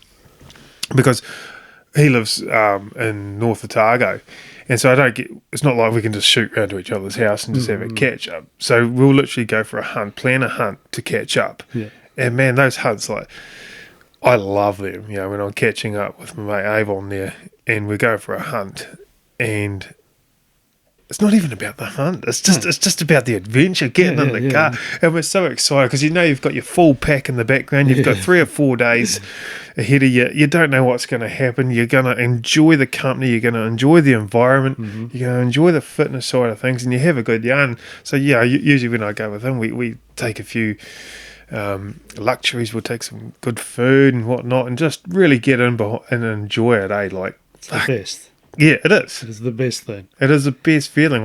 For me, that's, the excitement of talking about the hunt, going on the hunt, and then once you've got back, then reflecting on the hunt. Like, there is no bad side to hunting, Yeah, other than some of the gear's pretty expensive. But And yeah, you might go and sit on the side of a hill for a day just talking Yeah. shit, classic, and not see anything, but you always get something positive out of it. yeah, It's the same. Fly fishing's the same thing. yeah, You might walk 20 k's up a river, not Oh, see I a single fish, but hey, yeah. you got exercise and you got some fresh air. Like, there's always a positive. Yeah, yeah. Or just, man, I love lighting a fire and just having a yarn. With especially with Avon, he's a great storyteller and he's got a lot of experience, a lot of hunting experience. Yeah. Man, when, and just sitting there with a fire going, you might be having a cold beer or something, and man, like, that's the other hunting. yeah. That, for me, that's hunting. It's pretty exciting, and you're sharing it with someone else, and You don't forget that stuff either. you don't. No. Just like you'll never forget shooting your first animal or your first deer. Those moments, those trips you do, Yeah. No matter who it's with. And that's why I recommend people need to take more photos when they're out there hunting. Just fucking take photos. You can fit tens of thousands of photos on your phone. So even in just that moment when you're sitting there talking to your mate, set your camera up, take a photo. Yeah, I know it's awkward at the time, Yeah. but when you're back at work on the grind, and you look at those photos, you go, fuck, I wish I was there. Glad I took that photo. Yeah. So take that photo. Don't be afraid to pull out the camera and have capture that moment. It's a timestamp of that moment. Yeah, well, it's like this, this film we made. That was the goal. We were like, this could be a once in a lifetime block and period. We wanted a fine line between obviously not concentrating too much on just filming, but actually just enjoying it, because we do obviously film for other hunters. And we found that balance, and now like we watch this film back and we're like, dude, like you just relive it. Yeah. And it's like nothing makes me happier than watching that and just being like, fuck, you remember that? Like, Yeah. some people might look at it and be like, you guys are insane. You're getting up after however many days of just smashing yourself on these big mountains, putting wet shit on, out in the, walking down creek, all that stuff. But if you love it, nothing compares, man. Like nothing comes close to those moments. Yeah. And that's what I mean. Like all the shit I do, photography's taken me to some amazing places and done some amazing shit. Nothing fires me up like hunting. Like nothing has that, like you say, like that primal fucking thing in you that just gets you excited. Like, it's the only thing that I do that I'll literally lose sleep over because I'm so excited. There's fucking nothing else on earth that'll do it, but the prospect of like, of thinking, it's like there's nothing that does it like that. Yeah. And that was probably my other passion was rugby, being allowed to go onto a rugby field and, put a big hit on or something like that, that was pretty primeval too. My rugby career was pretty short-lived when I was a kid. I think I broke my collarbone pretty early on, and then I just sort of... Yeah. I did grow up in Northland as well, so my opponents were a lot bigger and bigger and scarier than I was, the little white kid, Yeah, I gave up rugby 2 years ago. I made it. That's a good effort. Yeah, I made a conscious decision. I was like, man, if I fuck a knee, I need to weigh it up here. Do I like my hunting or my rugby? And I'm sorry, but my hunting won. And so I did want to be still playing rugby when I was 40. That was my goal. Yeah. But those sorts of things, you weigh it up, and like one wrong tackle, I could fuck my knee, and that would devastate me. I wouldn't be able to just put a pack on and just go for it. If I had a niggle or knee surgery, like something like that, if it starts clicking like your knee. Dude, my knees are cooked. It's the one thing I've noticed with, my age I'm at now. I'm just like, getting up and down those hills is but then, slow. A mate of mine, he's been pig hunting with some fellas in their 70s and 80s. Like, we just got to keep using it, keep doing it, and it'd be amazing what your body can put up with and what it can do. What's old mate on Instagram? What's his last name? Greg. I've read his book. The old fella. Yeah, He's always right. ultralight backpacking. Sorry, I can't remember his name. I comment on his shit. I'm like, you're an Oh, mate, inspiration. God, bro. he's legend. 'Cause we all it wanna- annoys me that I can't remember his name. Sorry. Because we all want to be in that situation at that age. We want to be out there still charging. Yeah, Doing and he's it, doing you know. it. Like, he's not just pretending. That guy's doing it. What a legend. Yeah. I want to be doing that. Kaigu? That's the one. Greg. Sorry, mate, if you're listening. If we Yeah, can't remember apologies. your name. But you're a legend. Yeah. Everyone would know who it is. I should look quickly at it, so give him a proper shout. But yeah, he's doing it, and I think that's probably my goal now. Is I want to be hunting well into my later years like that. I do go through stages in my hunting life of focusing on a certain species, and then once I tick that one off, I'll go into another one. But I just want to be hunting till I'm that age, and I say hunting where I just thinking about it right then that I want to be hunting when I'm older.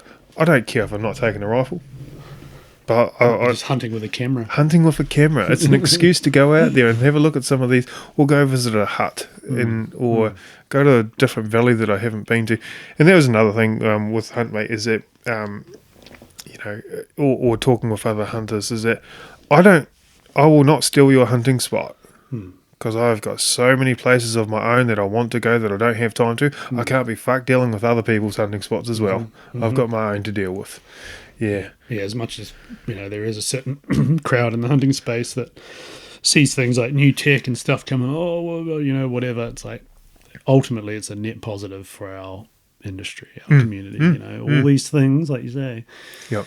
Can encourage more people to Exactly. come and be a part of. Yep. Because it's a bloody epic community, And I think that's where there's some people on Instagram that the only good piece of equipment is expensive, which is a complete farce, there's just get out there and start doing it. Like, back in the days I used to wear wool, Yeah, exactly. I used to hunt in Scratch. stubbies and a bush shirt.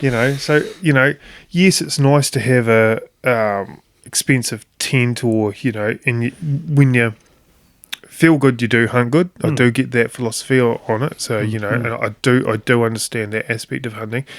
But to be honest, just get what you can, big borrow and steal what you can, and get out there and start doing it. And that's what we should be focusing on. So, if there are some other hunting brands that isn't as expensive as other ones, who cares?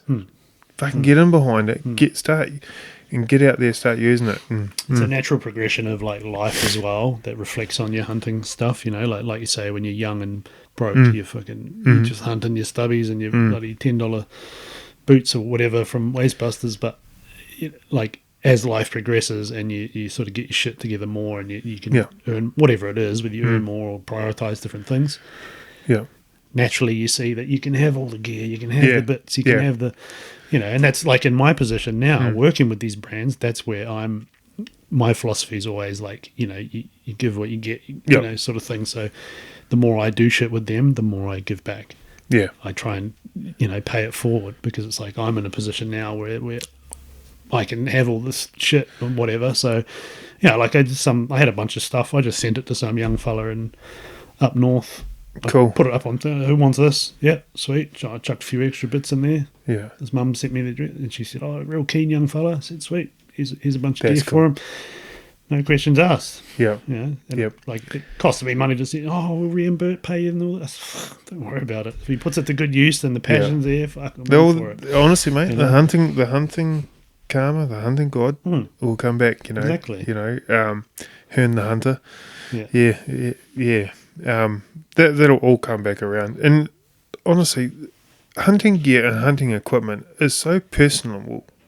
Like what works for you may not work for me. I enjoy using higher powered binoculars. The person beside me hates them because they wobble too much. And doesn't mean that they're any better or any worse than yours. No. It just that's what I enjoy. So when people ask for recommendations on gear, for me, I say, well, this is what I use, and this is why I like it. I'm not saying the duck's nuts or the bee's knees. Yeah. And, even now, you should see my bloody hunting shed. I've trialed a lot of things, and, some of them are good for different scenarios and some of them aren't good, So, yeah, look, when you see people asking for advice, it's just give them your honest opinion, but don't just say this is the best and that's it. Like I've seen a few comments on, yeah. I do the same. I just say, look, this is what I use. And people obviously see that I have kind of an ulterior motive and that I work with these brands. But I'm not like, go fucking get this. This is, I'm just like, look, this is what we use. It's great. Yep. And the thing is working with brands is part of it is it's not all like, it's not all roses. You give them negative feedback too. You're like, hey, this product that you're making, this doesn't work. This needs to be changed. That's all part of it. Yeah. So it's like, this I've been using this. It's great. It might not work for you or whatever.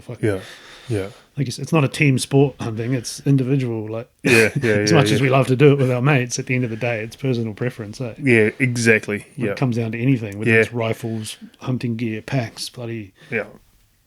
And, you can start going down the lightweight scenario, down that rabbit hole. And, you could spend a couple of extra $100 to lose a couple of extra kilo on a tent or a few hundred thing. Fuck. Honestly, if I was to lose some kilo, that's where I'd be losing it. From Not other places. there's from other places. And, when I see people start bloody bean counting, counting the grams on certain things and this and that, I'm like, well, fuck, by the time I chuck an extra few chocolate bars that needs to keep this motor running, that's gone out the window. I don't, crikey, some of the food that I take on some hunts, makes people shudder, but I enjoy it. Yeah. I don't care if It there's works. I enjoy taking sausages and bread and cheese and with me on a hunt because I'm there to enjoy myself. Yeah, exactly. I'm out there on the hill to enjoy myself. Yeah. And so I will do what I take to. And getting older, I have my hunting equipment has changed a hell of a lot. I remember hunting and you'd be starving, man. You'd starve yourself because all you took in was a can of tuna and a pack of noodles and you'd starve. Now, holy fuck. More luxurious your old age. Yeah. And my sleep system now, honestly, I'll carry a heavier sleeping mat that's yay thick. Totally. Yep. To, like the old foam ones used to use. Like, fuck that. Not anymore. I had a foam one and an air one. Then I put a sheet over top of that. Then I got my bag and then a sleeping bag liner. I got my bloody pillow and all sorts of things. I don't care. I sleep like a bloody baby. Yeah. Well, it's like, what do you need? If you're uncomfortable and don't get enough sleep, you cook the next day and it's pointless and your hunt's shit. Yeah, I've been sleep deprived before and, gone through the different levels of it. And, it's not fun, and you're not performing at your best. And hunting is meant to be fun, One of the guys that I've hunted with before, and he's by far the most experienced hunter I've ever met, and he's a Gerard Abrams. He's... I'd go on a 6 or 7 day hunt, and I think that was a long period of time. This fella goes on 16, 18 day solo hunts by himself, and his gear was so dialed in, it was unreal, man.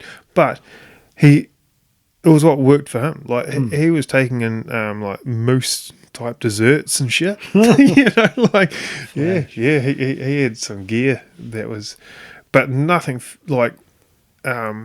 It didn't need a bipod for his rifle, didn't have a suppressor, didn't have a sling for it, didn't have anything like that because it's just extra weight, he'd rather take a few extra treats and I was talking to someone the other day and I said, like talking about like growth and stuff as a person and getting into hunting, and I said, look, if you really want to know what you're about and what you're capable of and how strong you are and stuff, get a pack. Take a tent, take everything you need, and go walk out into the wilderness, wherever it might be. Shoot an animal, gut it, fucking load it up, drag it back, and walk all the way out with shit tons of meat and weight. Yeah. And get all the way back home, and then reflect on it. Like if you've never done it, like at this point, we don't even think about it.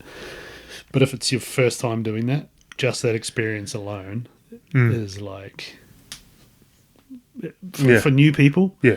Just having the, like I said, like the mental strength to be able to go and hunt solo, take something's life.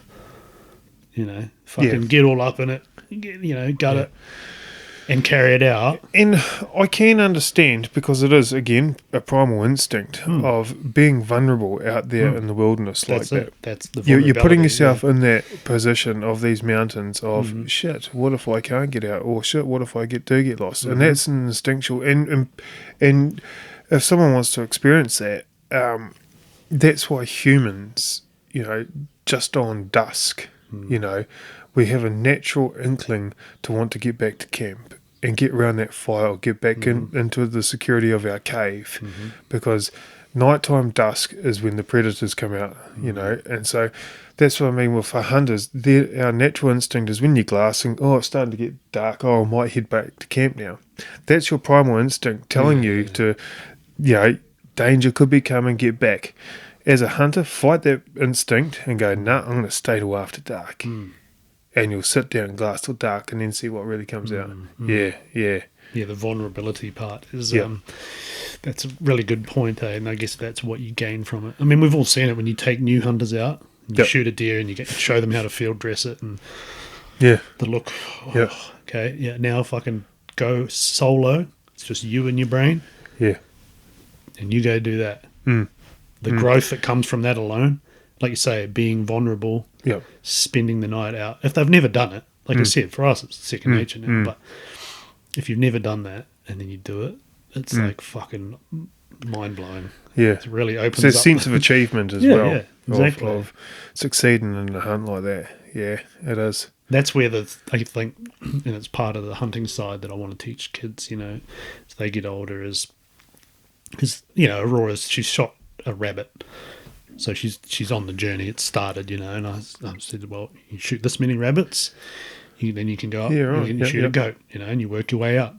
And she, but I just go out and shoot a deer. I said, no, because the things that you'll learn over the process of ticking these off, whether it's like the what comes with taking a thing's life, and dealing with all that, you'll learn all this stuff and you'll work your way through the process, but that's kind of the spiritual side of hunting, where you like, I guess when you're young and stuff, you don't really think about it as much. You just go and shoot shit. If I get the guts out, carry it home, sweet.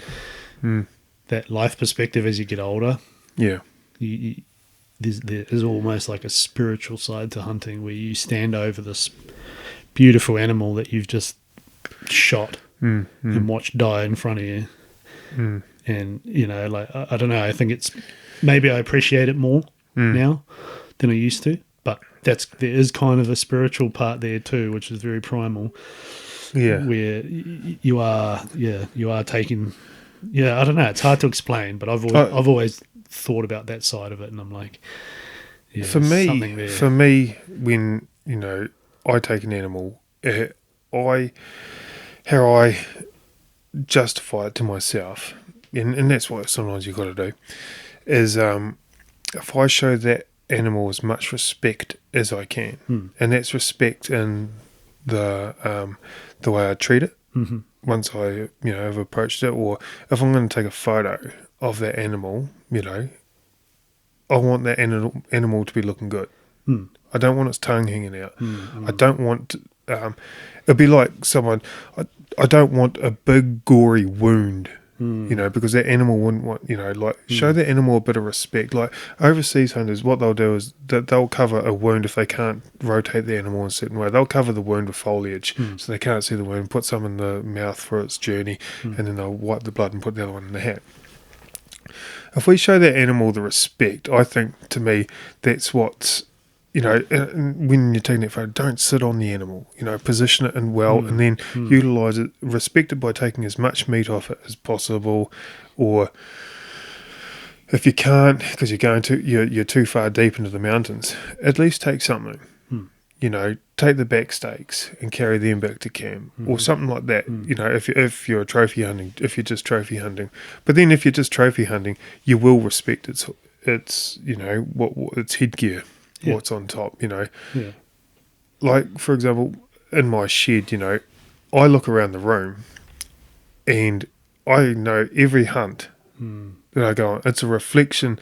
I look at that as a symbol from that hunt. You know. And what I've tried to do now is take a respectable animal from each block in Otago. Like, that's my, you know, rather than just having a shed full of antlers, I've got one from that block, one from that block, one from that block. Represents the area. Yeah, representing the area. So, you know, that's me respecting it, and that's how I can justify what I do and how I can take an animal. Because, I hate seeing those videos of guys shotting beer through the skull of an animal. Are you respecting that animal? Like, come on, man. Like, that's where that spiritual connection comes in. We've all got our own process, you know. I was explaining to Rora, if I shoot something, like if I shoot a deer and its heart's still good, I always bring it home, we eat it that day, you know, like a lot of people do. And she was asking, she's the only one in the house that'll eat it with me, she loves it. Cool. And I was explaining to her, I said, well, in a way, it's kind of my way of respecting the animal, you know. She was like, oh, she's 8, she didn't really get it. And I'm like, well, I said, everyone's got a different process when it comes to hunting, how they show respect to the life of the creature that they've taken, you know. And I said, well, this is kind of part of why I do it. Because in my, you know, I'm not going to eat if I bring it whole and hang it or whatever. I said, it's my way of sort of, in a weird way, but like I said, everyone's got a different process. It's a wee quirk. It's those quirky wee things. Like I won't leave an animal out in the open on the clearing. You know, like I'll take it off to the side and bury it. You know, because I do the same. It's that I'm respecting the animal. Like, if I don't take the head, I put it somewhere scenic and give it a nice view. We've all got funny, weird shit. That we do that. But that proves how much, like you say, it is kind of a spiritual thing. It is for us as well, and that's how much it means. Yeah, you know, we've all been out with young fellas who fucking shoot anything and don't give a shit, fuck whatever. But that comes with age and time. Yeah, it does. Your hunting reflects the personal growth that you have. Yeah, although in saying that, when I was younger, and like I said, my friend's old man was the one that got me into it. I think he installed that in me from a very, very young age. It's having a good mentor, eh? Yeah, having that good mentor from a very young age of, man, like, he definitely installed those ethics in me towards hunting. Yeah. It's the generational part. Yeah, like I'm doing with Aurora, you know, like teaching her my ethics and the right way to do things and how to be and there's a lot to it. And that's like with you making your app, you don't realise how much there is to it until you start teaching it to others, and you go, shit. You know, no wonder it can be overwhelming for people that are getting into it, because there's so much shit out there now. There is. You just get overloaded with like, and that they get like what do you call it? Analysis paralysis. Yeah. What rifle to buy? It's like, just fucking get one and go. Like that's not the point, you know. Yeah, and that's, exactly. I've talked to people that are literally in that situation. I want to do it, but I don't know about this or that. And what do I do with it? Doesn't matter. Just do it. Like, just get the thing and do the task. You know, get out in the hills. Put the effort in. Yeah, and don't put the pressure on yourself of having to succeed. No. You know, like you know, a successful hunt is measured in many different ways. You know, and sometimes I measure it in how many steps I get on the old watch. You know? Yeah, so, that was a good walk. I went on a tar hunt 2 weeks ago now. Yeah, 2 weeks ago, and this is how there's 3 of us going, and all mates, and we nearly forgot to take a rifle. Yeah, because we didn't communicate it very well. So I was we were driving up there and we were well away from home, and I said, well, I didn't bring a rifle, guys. I'm just going to take a camera. And my mate Dan's like, well, fuck, I didn't bring a rifle either. And we looked at my mate in the back. He's like, fuck, I wasn't going to bring my rifle either. I thought, because you two would bring one. I was like, fuck, luckily someone bought a rifle. But that's how little importance we put on we were going for a hunt, you know, and even if the mate in the back didn't have a rifle, we'd probably go, fuck it, let's still go. Yeah, exactly. You know? So, yeah, the three of us, we fucking nearly went for a hunt without a rifle. Whereas if you talk to some people who aren't clued up on hunting, they'd probably think the opposite. That's the first thing you remember. What do you mean you didn't take a rifle? I've done Take it too. two. I've done it too. I've left, I've gone, and then I'm like, I feel like I'm missing something. Yeah. I'm like, oh, yeah. Yeah, I just dropped it into conversation. I was, I didn't bring my rifle. Dan's like, fuck, I didn't bring my rifle either. I thought, yeah. That's classic. Yeah, that would have been a bloody, yeah. We've all been there. So it was actually funny. So when we did go for a hunt, and we were up on the hill, so we all had to hunt together. And then me and Dan, we went up and shot a bull. And of course, the Sylvester at the bottom had to sit there and watch us. And so he was glassing as well. And he was like a bloody jack in the box. And it was like a relay. So as soon as I motored back down off the hill with the rifle and fucking handed it to him, boom, he was off. He was just waiting for us to get the rifle back to him so he could take off on his own. Leapfrogging. Yeah. Classic. Yeah, it's not hard to do. But again, that's where the app comes in handy. Yeah. Gear list. Oh, what am I forgetting? Oh, yeah. a rifle or a bow. Maybe I should communicate that a bit better. Yeah. But no. Anyway, hey, thanks very much for having us on. I think we've been going for long enough. Yeah, no, it's been brilliant, and yeah, thanks. Any closing remarks? Hunting's awesome.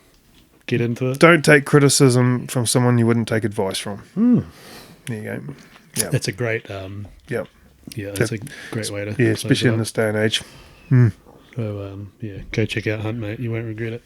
It's a great piece of tech for a primitive. Hobby, would you call it a hobby? I don't know. Primitive activity. Yeah, activity. Yeah, but it can certainly it's going to be useful in my hunting. And it is going to change. Like I said, it's going to morph. It's going to change. So what you see right as soon as you open the app, it may not be like that in a month's time. That's good. It's like you said when you launched it. It's play that long game. Dead right. Just keep on updating it and trucking along. You've taken the first step, and that's launching it, starting it, building it. Yeah, just got to grow it now. Now you got to get out there in the hills and hunt with the camera and then water bugger. All right, let's wrap awesome. it up. Thanks very for much, coming man. on, bro. Appreciate it. Cheers, mate.